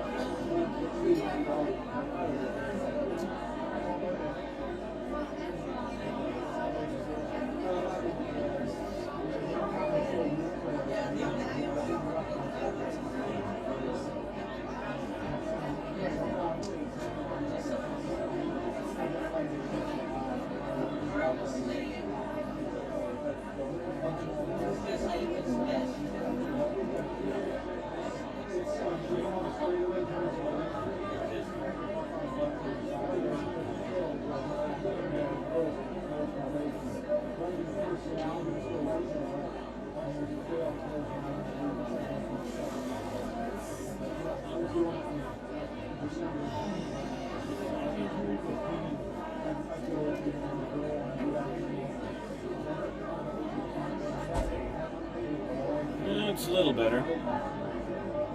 All right, this is a call to get your envelopes in because in just 2 minutes we're going to have our second round of door prizes. And the door prizes are stacked so the most valuable are at the end. So you definitely want to get your envelope in. If you have envelopes that need to get picked up, please raise your hand. Envelopes. All right, Andy, can we have you up here for our second round of door prizes? Seriously?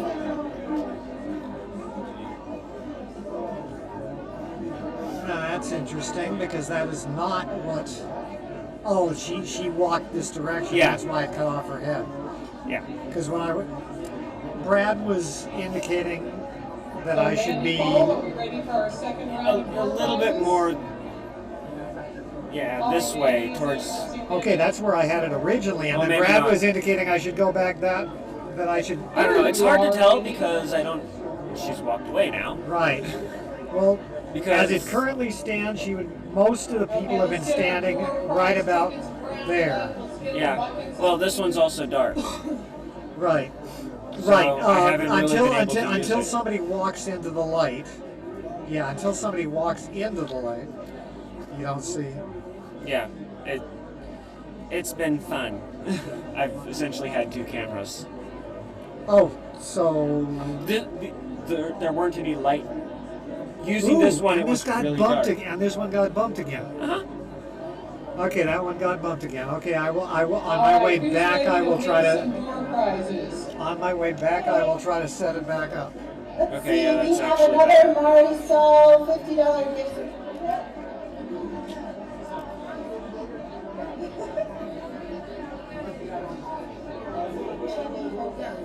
Chili Hogan. Known their house like so many monitors. All We should have set it right. backwards to them. Let's get loud. Because people are so far away they can't really see that. But our feedback to them Is a Kristen Ford necklace and earring set from Annie Hale. Nice. Who's going to look fancy? Our fancy person is Michelle Drummond. Okay, yeah, that is actually Michelle significantly Drummond. that's not working. It's like, is this table winning everything? Okay, Alaska Robotics $50 gift certificate. And that goes to Sarah Lynn Tabachnik.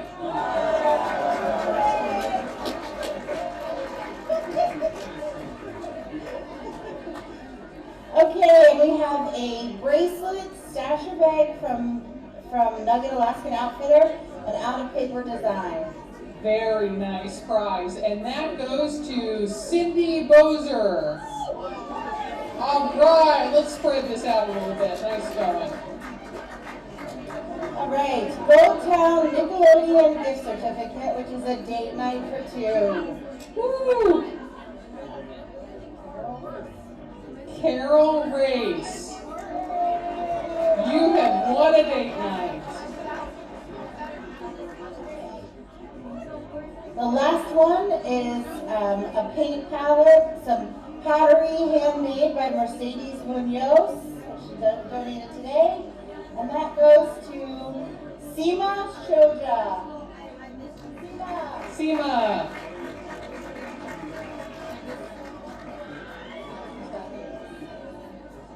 All right, so with that, it's time to start our outcry auction. So if we could have Jesse Keel up here. And Jesse, I have to say, I am just overwhelmed with your generous donation.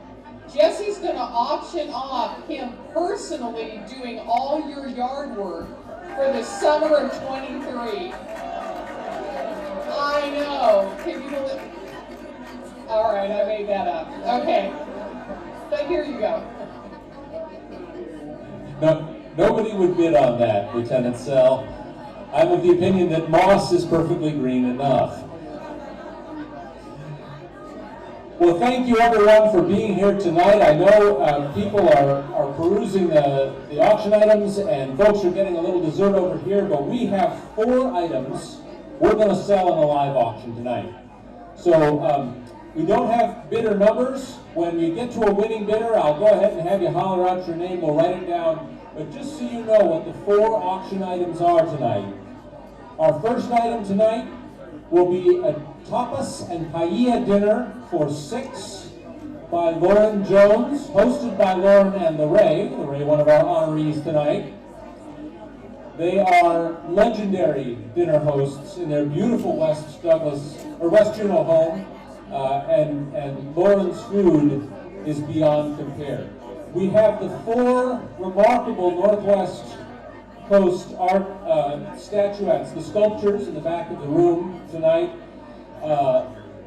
Those were donated to us by Elizabeth Heisel Davis, principal of one of our elementary schools here in Juneau. Thank you.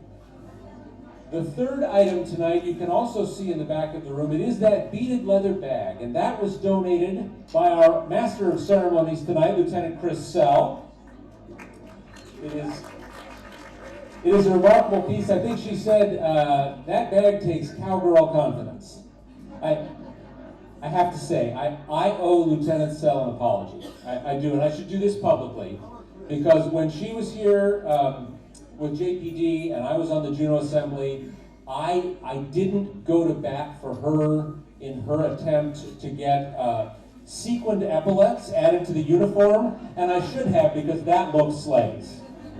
Am I right? Does Chris's look slay tonight? Should have had that added to the JPD uniform. And finally, our last auction item tonight, there will only be the 4, 2 Alaska Airlines tickets. Anywhere they fly, no blackout dates. So, we're going to begin tonight with the tapas and paella dinner for 6 people, hosted by Lauren and Lorraine Jones. Lauren, sitting right up front here, a legendary cook. His tapas and paella dinners have gone for amounts that would cross your eyes. But listen, we're raising money for Aware. We're raising money for a mission that is beyond good cause. It is essential. And it is the reason we are here listening to these inspiring women tonight. So in support of the good work of Aware, and to get you and 5 great friends a phenomenal meal, arguably the best meal here in Juneau, who will start us off? A tapas and paella dinner for 6. Who will start us off at $400? There's $400 right here. 400 now 5. Looking for $500. I got $400. There's 5. 5 now 6. $500 now looking for 6. $600. $600. That's $600 right here. $600 now 7. Who's got $700? $700 now 8. $700 looking for $800 now. $800 8 now 8. $800 now 9. Is that 9 in the back? I have 9. 9 looking for $1,000 now. $1,000. $1,000 for the mayor. Who's got $1,100? $1,000 for the mayor. Who's got $1,100? $1,100 anywhere? $1,100. I should pause just for a second. Lauren said if I got enough money, he'd make it a tapas and paella dinner for 8. Guess what, folks? We're there. I'm at $1,000 to the mayor. It's a tapas and paella dinner for 8. Who's got $1,100 now? There's $1,100 right there now. 12. $1,100 now 12. $1,200. $1,200 now 13. Who's got $1,300 for Aware? $1,300 right here now 14. $1,300 now 14. $14 my next bid. Who's got $1,400 for Aware? The amazing mission. $1,400 now 15. $1,400 now $1,500 for Aware. $1,500 for that tapas and paella dinner for 8 people. I should probably mention. Did I mention that Lauren includes the wine? Oh, there's $1,400. Is that 14 or 15 now? That was 15, thank you. 15 now 16. Who's got $1,600? 1,600, 16 now 7. $1,700. Who's got $1,700? $1,700. 16 here, 17's next. 16 here, who's got 17? 17 is you, 17 is you, 17 is you. 16's her. You 17? Who's got 17? 1,600 is going to take it, folks. It's only $200 a head for the best dinner in town with the wine. 1,600, looking for 17. 16 going one time, looking for 17. 16 going 2, there's $1,700, now 18. $1,700 to the mayor, now 18. 18, she's in, you're out, takes 18 to get back. 17 there, who's got $1,800? $1,800 my next bid, $1,700 right here. 1,800, looking around the room. There's 1,800, new bidder. New bidder, and might I add a restaurateur who knows what she's getting. 1,800, now 19, who's got $1,900? $19, 18 now, 18 now, 19, 19, 19, 19, 19, 19, 19, 18 for I've got, I'm looking for 19, 18 there, 19 takes it away, 18 one time, 18 2 times, sold, $1,800 for Risa Wilson. Thank you, Risha, and thank you to Women of the Race. I guess we should write that down. Our next auction item are those 4 phenomenal statuettes, those remarkable pieces of art in the back of the room, donated by Elizabeth Peisel Davis. They're being held up there. You folks have had the opportunity to see them as you peruse the silent auction desserts. Those 4 phenomenal pieces of Northwest Coast art are on offer tonight. They go as a group. We're not selling them one by one. Who'll start us off at $300? $300 for those statues. Who's got $300 for Aware? For the mission of keeping people safe. There's $300, now $350. $300, now $350. I'm going for $350. $300, now $350, now $4. $350, I've got now $400. $400, who's got 4? 4, I see 5. $500. $500, now 5.5. Who's got 5.5? $500 right here, there's 5.5, now 6. 550, now $600. $600 my next bid. 500 here, 600 next. Who's got $600? $600 bid, 550. She's walking. There's $600 bid. Thank you, 650. $600 now, 650. Who's got 6.5? 650 to you, 650 to you, 650 to you. I've got 6 right here. Who's got 650? She's taking a selfie. She's not bidding. It's close, Estella. Next time that's a bid. $600. Who's got 650? Anybody? 650, anybody? $600 going one time. Are we all in and all done? $600 going 2 times. Bids in, hands up, sold at $600. Thank you very much. We appreciate your support of Aware. Can we hold up that handbag, that shoulder bag that Chris Sell donated? Raise that high. That's fringed, that's beaded, it's got the clasp. I won't ask Lieutenant Sell what size sidearm that has. Just know she was a cop. Enough said. Cowgirl confidence. I should flag for a minute here. We have one other VIP guest who's with us tonight. She didn't get introduced early on, but the president of the statewide system of the University of Alaska, the University of Alaska statewide president, is Pat Pitney, and she is here with us tonight. Thank you, Madam President, for being here, for your leadership. I only mention that now because she also happens to be an Olympian, right? Gold medal winner on the rifle. I don't know why that comes to mind. Probably because Chris Sell outshoots me every time we compete. That said, we're selling a handbag. So let's do that and raise a little more money for Aware. That phenomenal leather handbag, beaded, fringed. I keep going back to cowgirl confidence. Who'll start us off at $200? Who starts off at $200 bid? I've got $200, got $250. $200 right here, now 2.5. Who's got 2.5? 2.5 is what I'm looking for. I've got 200 right in the middle of the room. Who's got 2? There's 250 there. Thank you. 250 now 3. 250 now 3. Look for $300. $300. 250 now 3. Who's got $300? 250 now 3. I'm looking for 3. 250 is that? Nope. She's waving her hand. 250 now. $300 is my next bid. Who's got $300 for that phenomenal handbag? $300. I can't pull it off. I bid, but it just doesn't match the vest. That's all I can do. Is that a $300? I got a $300 bid in the back of the room. Thank you. 300 now 3.5. 350? 350? Look at the 350. I've got $300, now 350. The bag's making its way up. You can we can touch it, Kara, but you know, we really appreciate the bids. So $300 is my bid. 350 takes it away. Is anyone taking away from my $300 bid with a $350 bid? 350? I'm looking for 350. 300 going one time. Looking for 350. 300 going 2 times. Looking for 350. Bids, there's a $350 bid. $350 bid. Anyone want to go 4? Anyone want to go 4? I'm looking at my previous bidders to go 4. I got 350 here. I'm looking for 4 to take it away. 350 up here. We're going to sell it, folks. You didn't come here to listen to me babble. 350 is my bid. I'm looking for 4. 350 going one time. Bids in. Cards up. 350 2 times. Anybody at 4? Sold at $350. Thank you, thank you, thank you, Tracy Ricker.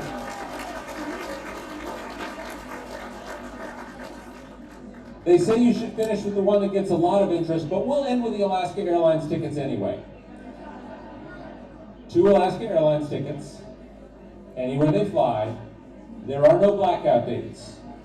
They're on Christmas Eve if you want. These tickets, everybody in this room knows what they're worth. So, let's see just how much you're willing to support the mission of Aware, which is what we're really doing here tonight. It'd be nice to travel. How much do you support Aware? So, 2 Alaska Airlines tickets. Let's start it off at an even $1,000. $1,000. Who's got $1,000? $1,000 now 11. $1,100. $1,100. I got $1,000 right here now. $1,100 for 2 Alaska Airlines tickets. Somebody's got to get me going here. I've got 1,000. There's 11. 1,100 now 12. 1,100 now $1,200. $1,200 now 13. I've got 12 behind you. 13 in the front. There you go. Now 14. 13 now 14. $1,400 for the 2 Alaska Airlines tickets. 13 now 14. 14 in the back. Now 15. $1,500. Who's got 15? $1,500 for the 2 Alaska Airlines. 15 now 16. 16 in the president of the university system, now $1,700. Who's got 17? $1,700. Who's got 17? Come on, Kirby, you know what they're worth. 1,600 now 17. Look at 17. $1,700. Kirby May is making faces, but he's not raising his hand. You have 136 Ladies hours. and gentlemen, what do we think? I've got $1,600. 161.5 gigabytes. $1,800. $1,800. That's just $900 for each of those tickets. And you can go to Costa Rica on these any time of the year. Any time of the year. There's $1,900. 19 now 2,000. Who's got $2,000? $2,000. Who's got 2,000? 2,000 now $2,100. $2,100 for a wear. $2,100 is my next bid. 2,000 is all I've got right now. 2,000 for $2,100. 2,100. Look, 2,100. I've got 2,000. 2,100 takes it away from the former school board member in the middle of the room. But he's got it at 2,000. It has to be 2,100 to make it you. I don't know if that was clear or not. Who's got a $2,100 bid? $2,100 bid? $2,100 bid? You've worked so hard for this. You're really going to let him have it? I mean, come on. 2,000 is my bid. I'm 2,100. 2,000 my bid. 2,100 makes it yours? 2,100 anybody? 2,000? 2,000? Yeah, 2,100. I take 20. There's 2,100. Thank you very much. $2,100. Now $2,200. Who's got $2,200 to support the amazing work of Aware? She's waving her hands in the back of the room. Are you bidding? No. Okay. Hand waves are binding in an auction, just so everybody knows. We're at $2,100. It takes $2,200 to take it away. I mean, you know, I won't judge. I'm just saying.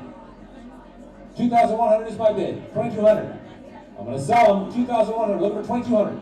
$2,200 anybody? $2,200. I'm looking around the room. $2,100 going one time. Look at 22. $2,100 going 2 times. Look at 22. It's in, cards up, all done, sold for $2,100 to President Pat Pitney.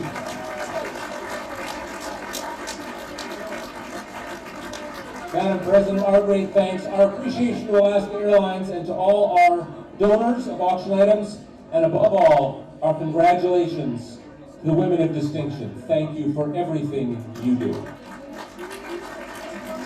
And thank you, Jesse. Can we have a nice round of applause for Jesse? He was working. He was working it. Excellent job. And now Pat gets to take a vacation. She's an excellent rifle shot. She could go to any competition she wanted. So much fun. So coming up, we have 2 more honorees, and then we have our final door prizes. So we're just getting started having fun. Sarah Lynn is, I don't know what this is. How many words? What do we? Oh, the dessert auction. The dessert auction is, it's closed now, isn't it? It should be closed. Okay. We're trying to figure it out. Okay, there's a lot of gesturing. Okay, dessert auction is now closed. Okay, so we got that settled. Your desserts are going to be delivered to your tables along with fresh plates. You get 1 fork per table. You'll share that. And everybody enjoy, and I'll be making my rounds to see what everybody got at the end. So next, I would like to bring to the stage our famous Lauren Jones.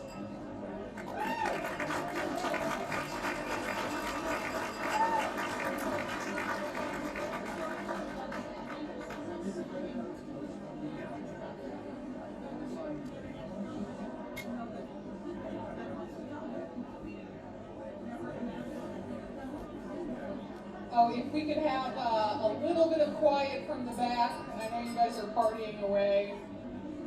All right, thank you very much. Thank you. It's very nice to be in front a little bit. I love being in the back, and I always end up in front. So that's the way it goes. Hopefully you can all hear me. like Rose, I have to read things or I'm going to forget. I just want to thank Aware for a wonderful evening. I think I've been to most of the Women of Distinction dinners for the last 20-some years. Ray and I have enjoyed this event and have enjoyed the fundraising part of it. Donated many dinners. Rishi, you're going to scare me.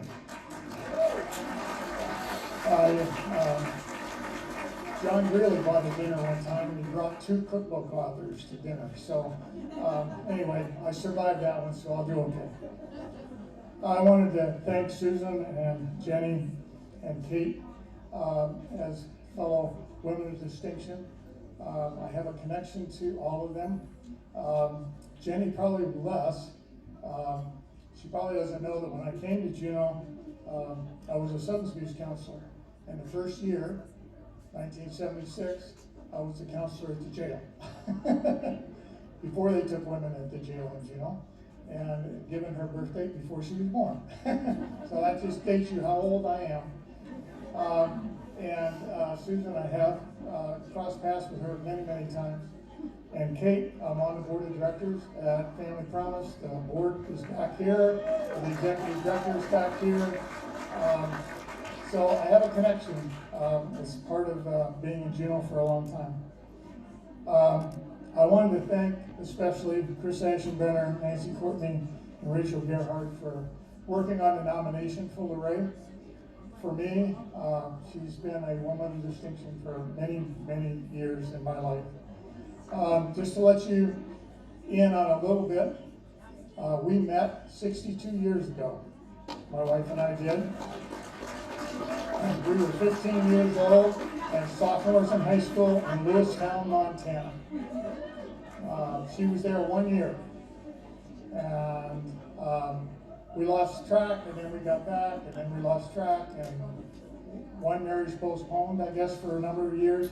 We were finally married in 1970, so we've been married 53 years. And I know Senator Keel and other people refer to us as Lauren and Lorraine. Tonight, it's Lorraine and Lauren. I want to make sure you know that I know my place, which is behind. This is a very powerful, wonderful woman that I had met when I was very, very young.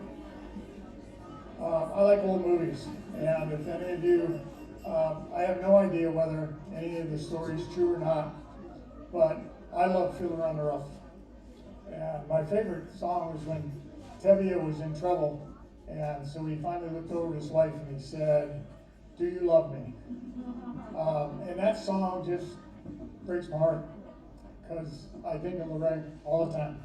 So anyway, if any of you watch that movie and you see that song, you can think of Lorraine. Her passion and her compassion has always been a source of pride for me, and it's evident to anyone and everyone who have been involved with her in all of her endeavors over the years. You can see that Lorraine loves doing what she's doing. In the write-up, it'll say she's quiet and efficient volunteer. I think she's quiet because she's shy. She's not quiet at home, I can guarantee you that. She is passionate. She cares. And she will take over a job. If she doesn't get any help, she does it. She might complain. I hear the tap-tap of the address going on envelopes and all that kind of stuff. But she tirelessly works. She knows all the APOC rules. She knows all the corporate rules for reporting for nonprofits. She sings in the Pride Chorus. I really hope the Pride Chorus somehow gets back together. I love that woman. I love those songs. But you know, she spent a lot of time with the 2 music publishing companies paying the royalties for every time they sing a song. Nobody knows that they do that, but that's part of what Lorraine does. It's part of the core function to keep things going, the quiet and efficient volunteer that she is. She really has a lot of issues that she cares about. She gets involved very much in Juneau in a couple of things, and she really goes at it. But I have to tell you, there are a lot of phone calls she makes, there's a lot of emails that she writes, there are petitions she signs, and one of the side, I shouldn't say beneficiary, one of the side ugliness of all of that is during this last election cycle, she used to get up every morning and have to delete over 100 emails. Because every time she signed a petition or wrote an email to a congressperson or a delegation or whatever, she ended up on some mailing list. And so we were really glad when the election was over, because now it's only down to 20 or 25. But anyway, she is just, to me, a marvelous person who cares. You can see it in our two sons who are here and her two grandkids that are here. It's just our sister-in-law, her daughter are here, and it's really great. And but tonight I just wanted to say that I have been fortunate to be very close to this woman of distinction, and this is going to be hard. To her grandkids that are here, her grandchildren, I want you to know that she thinks about you every day, and the world that we're leaving for you guys is important to her, and it drives her, and she cares. So with that, I'm going to introduce Lorraine Jones, a true woman of distinction in my life. Thank you.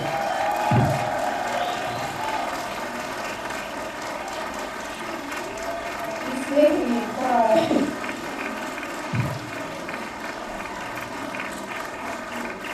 Thank you, everybody. I'm overwhelmed and thrilled to be honored tonight. Thank you, Aware, family and friends and neighbors. And I'm trying really hard, because I don't usually do public speaking, to picture this is a room full of friends. And I love you all. I have to start out by saying that if my mother were still with us, today is her 109th birthday. And I can hear her voice in my head saying, make sure you use the bathroom before you leave the house. You don't know where you're going to find one again. And don't wait till the last minute to write your speech, which didn't quite, I finished it yesterday. And if you don't like what's going on, vote. You have to, and volunteer, because it takes all kinds of people to do that. You need to get involved. Us old people are aging out, and we need help from the younger ones. I call myself a human rights advocate, but most of my career was spent in personnel for the state of Alaska. I was, I believe, the first EEO officer appointed in the governor's office under Governor Hammond way back when. And then I served that in same capacity in the Department of Fish and Game. I had to be neutral in all my personal opinions to be able to deal with all of the employees that came into my office.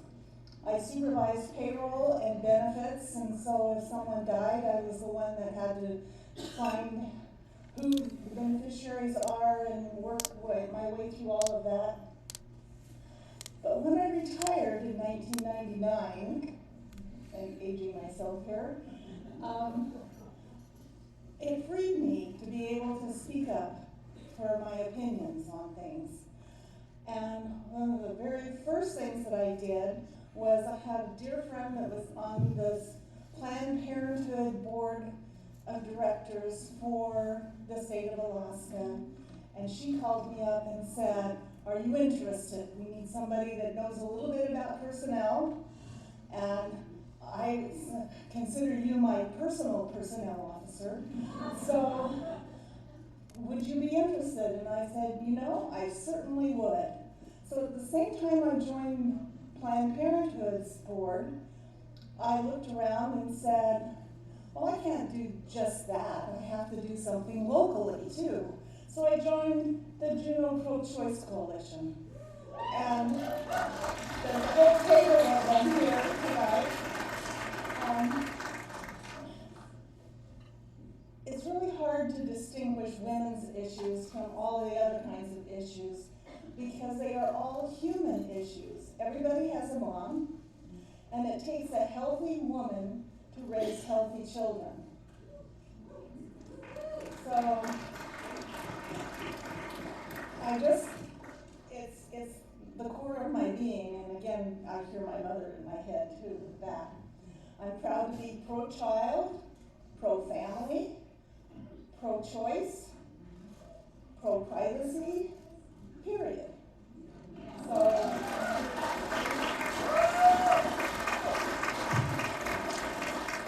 I was privileged to attend the March for Women's Lives in Washington, D.C. in 2004.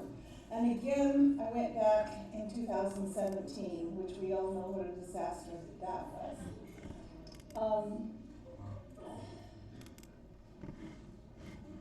The Juneau Pro-Choice Coalition, when I first joined the group, published a book called The Book of Choices, which was just a small little booklet, but it really was statewide of where women could find any kind of services that had to do with women. It was a cute little book, but we worked really hard to get Planned Parenthood to open a clinic here in Juneau, and we worked hard to raise money to do just exactly that. And many of you in this room, I know, were donors at that time. We opened it in 2009, and it's going strong, which we're really thrilled about.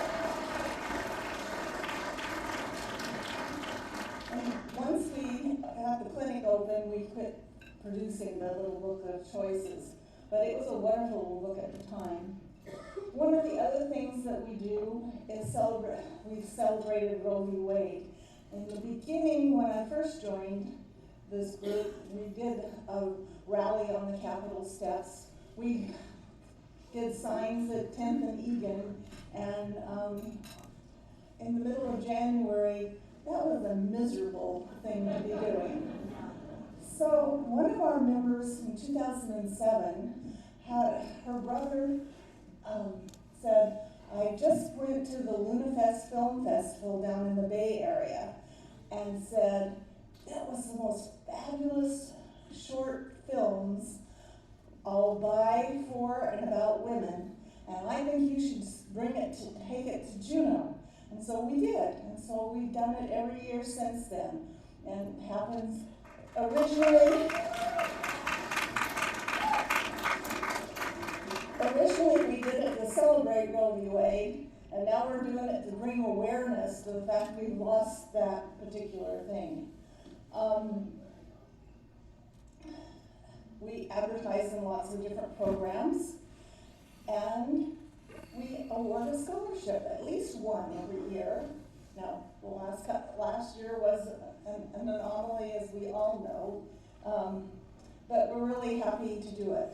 Then we have a separate organization that's the Political Action Committee. And that's a whole separate organization with basically the same board. But one of the things that we do is publish a voter guide every year. And I am proud to say that over the years, after we've surveyed all of the candidates and then published the results, that all of our assembly, all of our school board, and our entire delegation is pro-choice.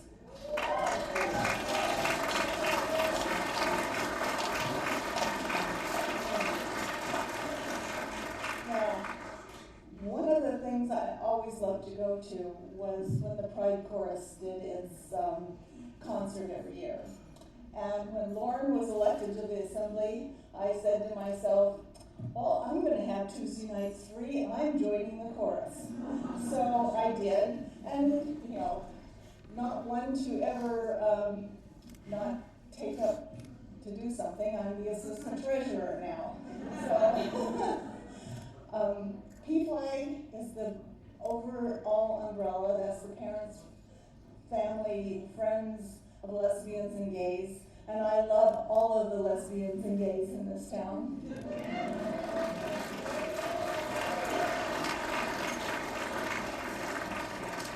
I'm passionately supportive of people being able to marry whomever they wish, whomever they love.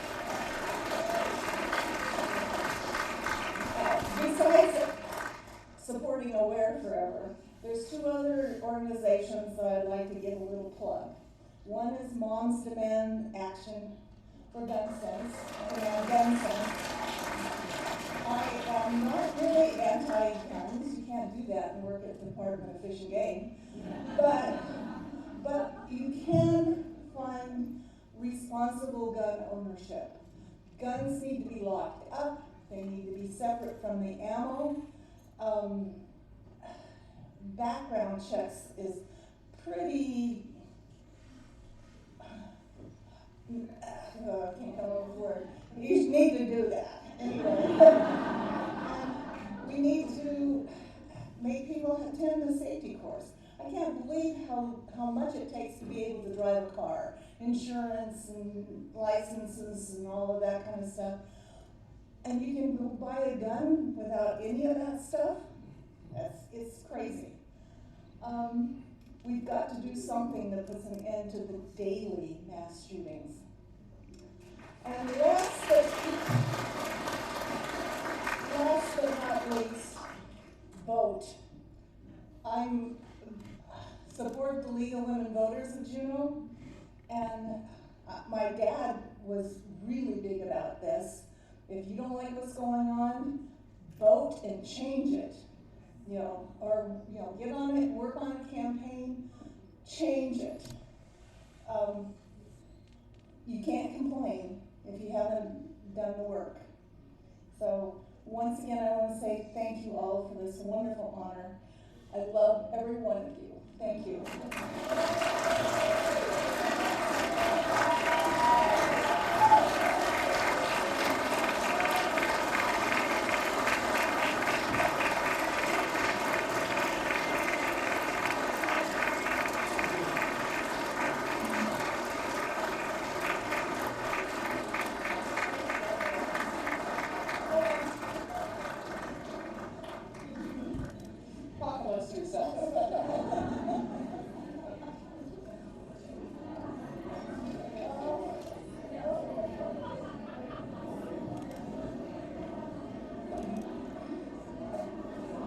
So, Lorraine, I am really, really sure on this day, the 109th birthday of your mother, that she's watching.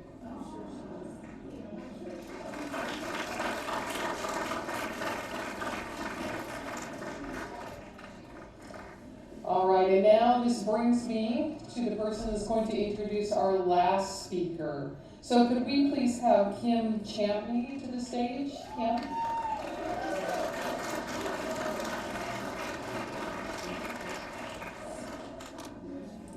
Thank you. What an amazing event. I'm just so humbled when I see the people here to support my friend Kate Wolf that I'm introducing her. I'm kind of blown away by that, actually. I met Kate in 1998. She actually hired my husband, Pat, to work at a Reach group home. And we had just returned to Juneau from graduate school, and I was finishing my degree in social work. And 5 months later, I found myself interviewing with Kate for a job, and it was one of those turning point moments in your life, for me, that set me in the direction of my life's purpose. When I think about what has defined Kate's life purpose and what she's being honored for tonight, I think it's her understanding and commitment to equity over equality. Too often in human services, especially systems funded by the government, like Medicaid, we often focus on equality and even distribution of resources. We have 100 people, we have $100, and we have 5 people, so everybody gets $20. That's fair, right? That's equality. But at her core, Kate does not see the world that way. She sees the world through the lens of equity. And it's more than a belief system. When I was writing this, I thought, is it that she believes in equity? And it's not even that she even believes it. It's just how things are for her. It's just the way things are. And it's the way she thinks. And not only that, in addition, she's also a person who is driven to make the world a better place to live. In her life, she has worked to even the playing field so everyone can thrive. Everyone, no matter who you are, or what your abilities are, or where you were born, or what you do in the world. And this is the definition of equity. She understands that one person might be okay with $5, while another person needs $30, and that is right and fair. And as a young social worker 25 years ago, that impact and influence of that lens has stayed with me. You know that person in your life, we all have them, the person who defines how you see things, and it sticks with you. And she's that person for me. And I still nearly, and I had 20 years of that, of Kate's, like mentoring. And I still think about it, what would Kate do in this moment? So Kate, with her equity lens, she was the right person at the right time when people with disabilities were moving out of institutions. They were moving back to their homes and communities, and there was Kate with equity. Like, of course people should live in their own homes and their own communities. And of course they should get that extra assistance that they need. That's different from what I might need or you might need, but of course they would need that to be part of our community just like the rest of us, because that's how she thinks. And she has spent 40 years in disability advocacy and continues advocating for people with disabilities today, and has spent the last 4 years doing the same for unhoused families. So as the other women being honored tonight, hundreds of people's lives are better because of Kate. And I'm honored to invite Kate Wolf to the stage.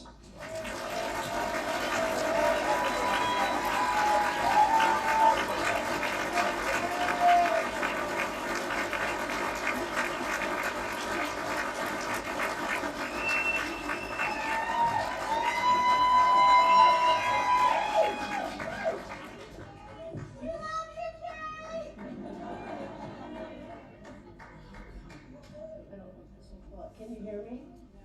No. Oh, do I have to hold it?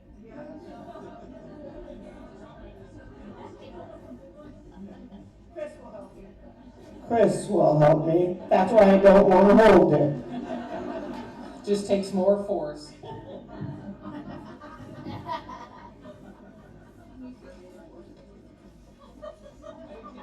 Oh, no, I thought you did. Can you hear me now all right? Do I need it closer? Even closer? Are we good? Thanks, Nikki.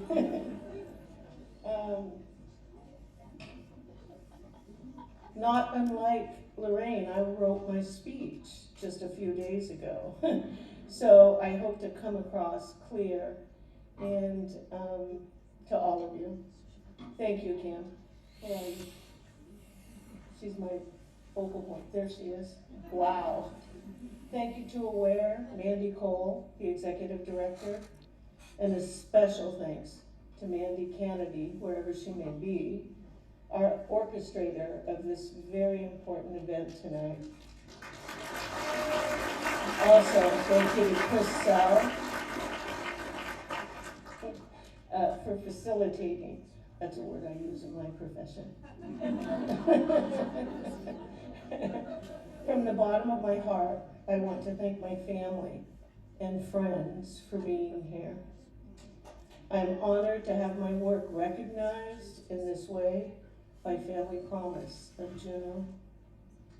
I'm humbled to accept this award, joining past and present recipients whom I have long admired and respected. And thank you. A little bit about me. Not much. I was raised in a large Puerto Rican family and taught to trust in God, have faith, say your prayers. My family's deep belief in answered prayers forged a core of positive thinking within me. that answers can be found in unlikely places. For that, I claim that I'm an optimistic, creative problem solver and a believer in a better future. I give my mother that credit. I am a person who has experienced domestic violence and the marginalization of people with disabilities firsthand. It was my cousin Derek, born with intellectual and developmental disabilities, who made the most profound impression on the direction my life would take.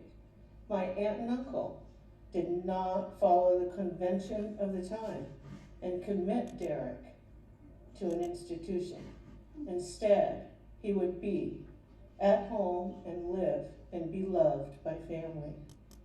I would go on to work with the disability movement of the mid-70s and work to support individuals moving from institutional care to communities. I learned directly from the people who grew up in institutional care, and more recently, from people without housing, that people want the same opportunities we all have to forge their own paths in life. Excuse me.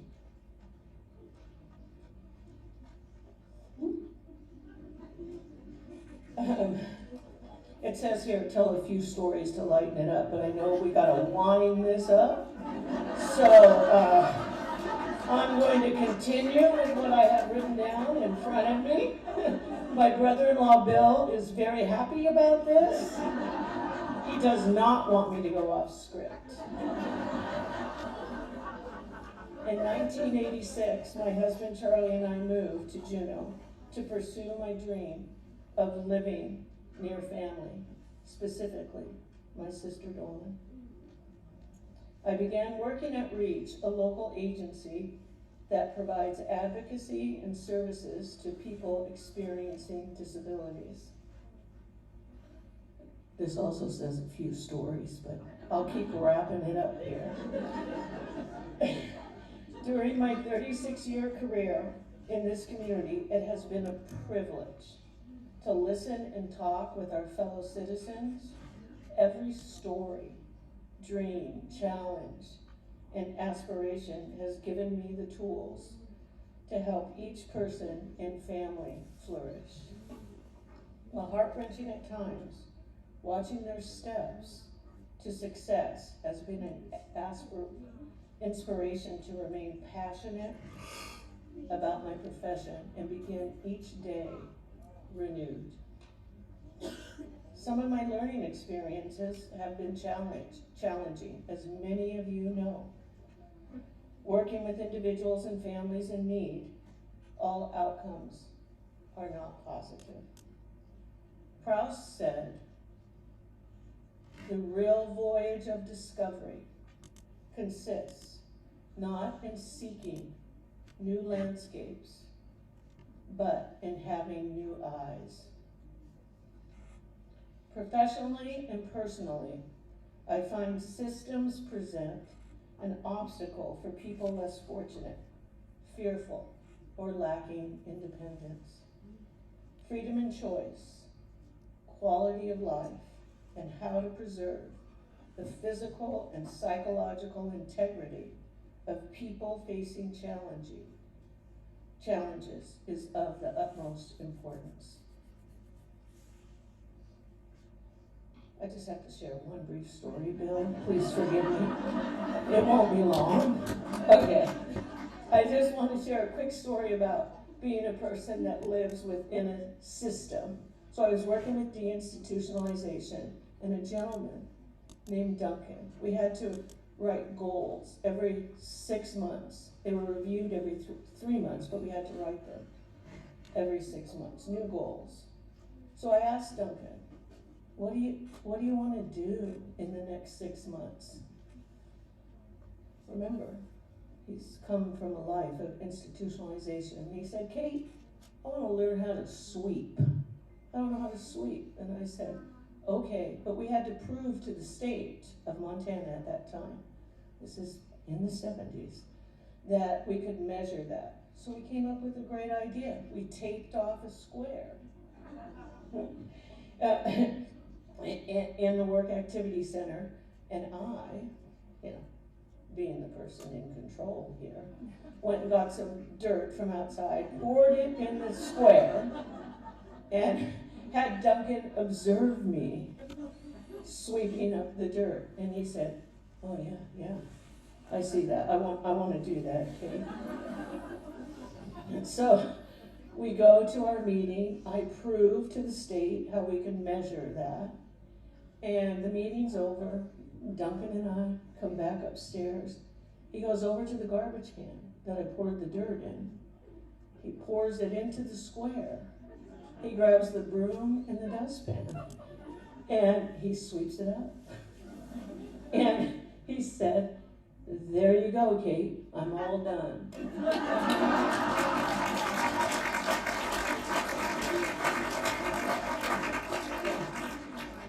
He was 55 years old, and I was 23, and I was going to teach him how to sweep.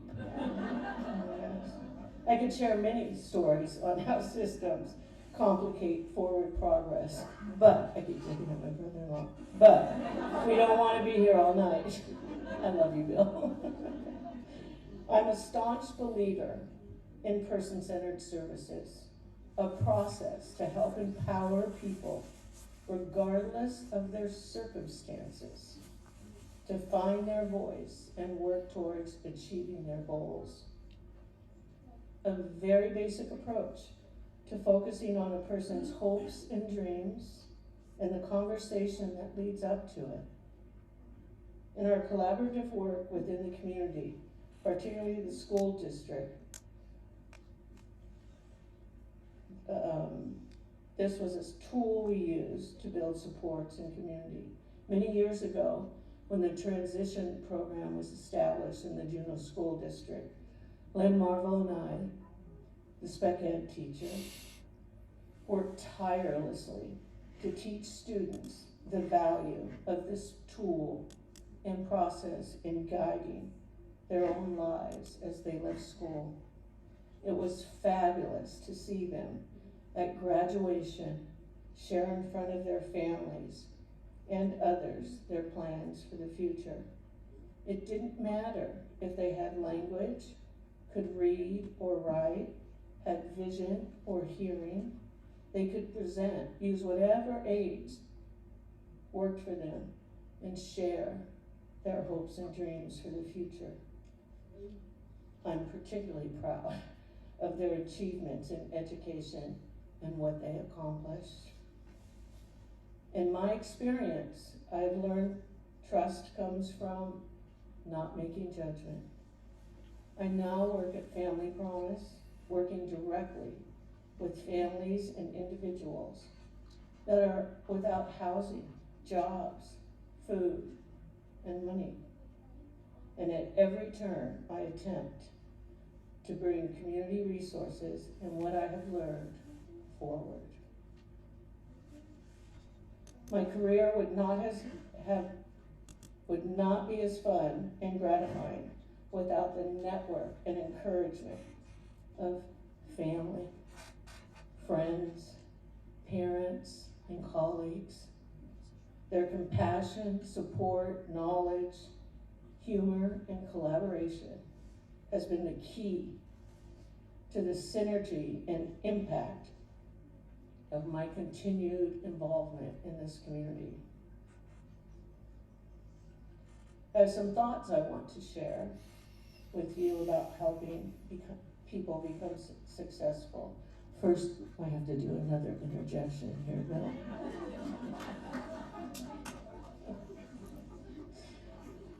I just want to acknowledge that my sons are not here tonight. My family, my extended family, my colleagues, but back in the corner of the room, I have my sons from different mothers who are here. And they have completely surprised me this evening, and they're wearing jackets, and they're trimmed up, and I didn't recognize Ray when I saw him, and I love them so much. They are my other sons from different mothers, and there are also daughters here. I always wanted a daughter, but there are daughters here, and I have had many from other mothers that have welcomed me to share their lives with them. So I want to acknowledge that. I have some thoughts I want to share with you about helping people become successful. One is the power of inclusion and belonging, and the belief that regardless of who you are, where you stand in society, what life has brought you, to have the power of hopes and dreams, and the power of finding support to realize them.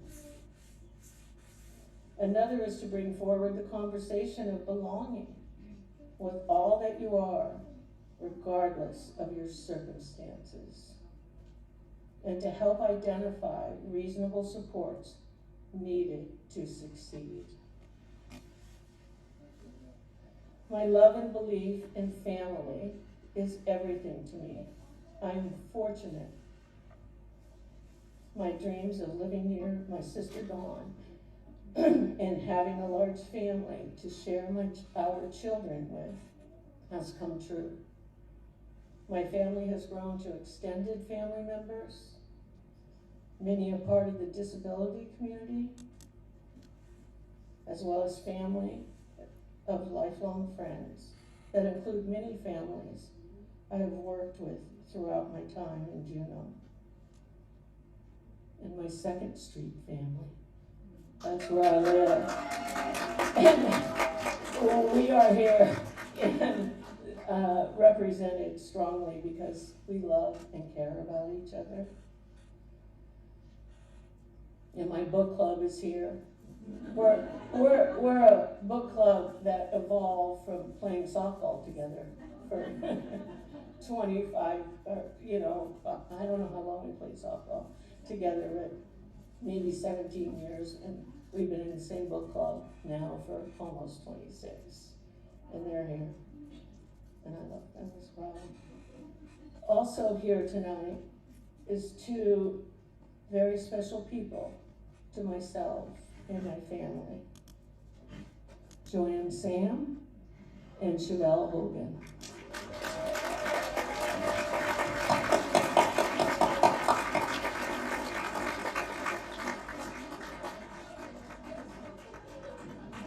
To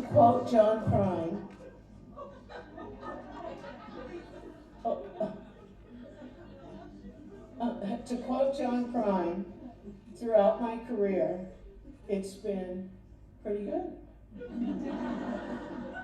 Not bad. And I can't complain. I offer one of my personal prayers, a verse from a song in closing. Oh, I just saw Brady's wearing a tie. I love him so. A bow tie. I love that kid.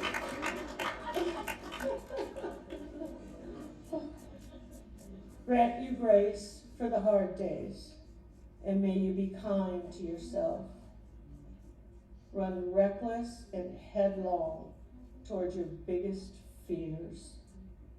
Pull your dusty dreams down from the shelf. Let your life be of service. Turn your pain into purpose. Open your doors to the wind and the rain, and may you be forever changed. Thank you, everyone. Thank you, Jared.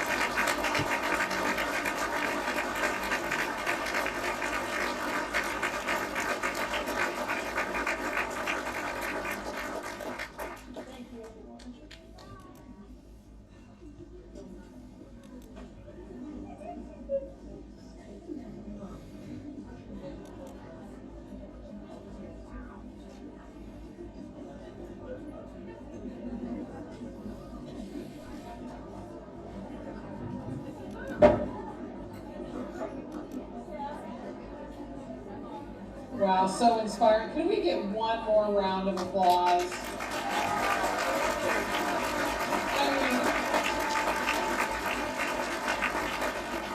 Her fans rush the stage, so, I mean, that sets the bar pretty high, I'm just saying.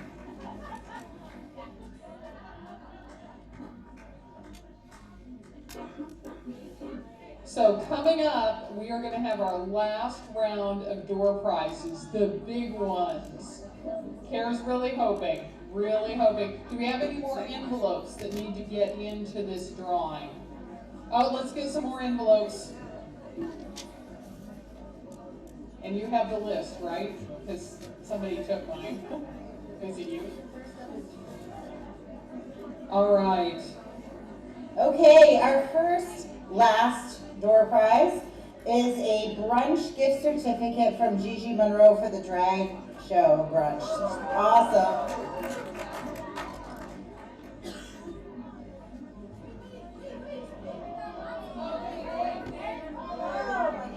Okay, we have some late entries, but it's money, so we'll take it.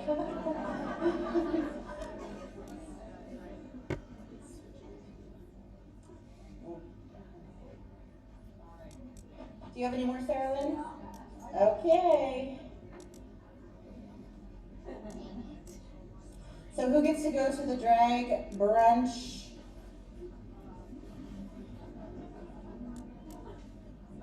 Brian Franzoni. Yeah, Brian.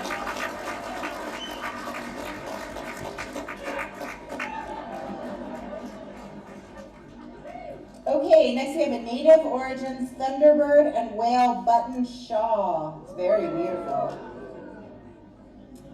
Anne Roush.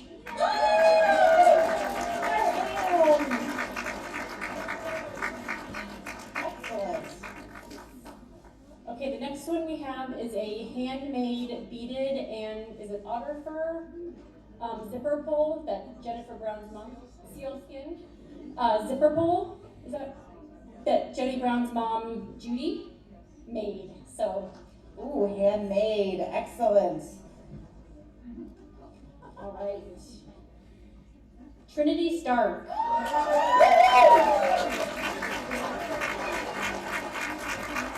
And thank you, Mama, for making presents for Ower and for Jenny B. Okay. Okay, we have a set of Lisa McCormick earrings and necklace. Rebecca Longshore.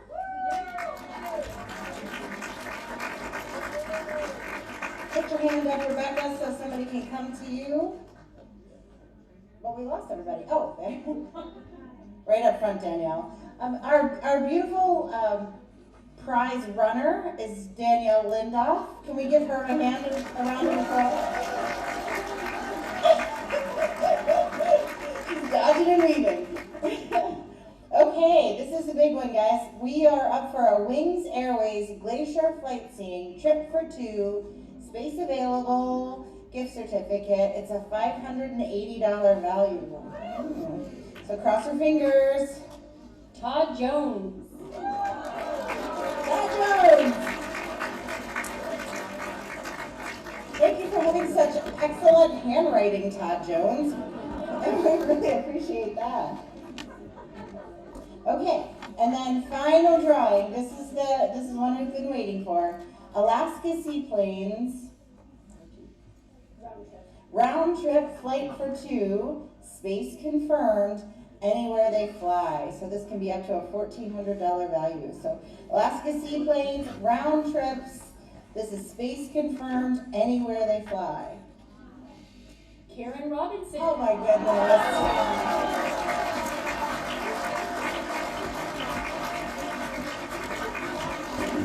Comes right home, Karen Robinson. That's great. Can I have a big round of applause for the Mandys? For Mandy Squared. Mandy's plural. Great job. Well, that concludes our program. And another Women of Distinction banquet is in the books. So if you're having any trouble paying your donation, you can check in on your way out at the table and they will lead you through it. And with that, please drive safely and thank you for being here. It was incredible.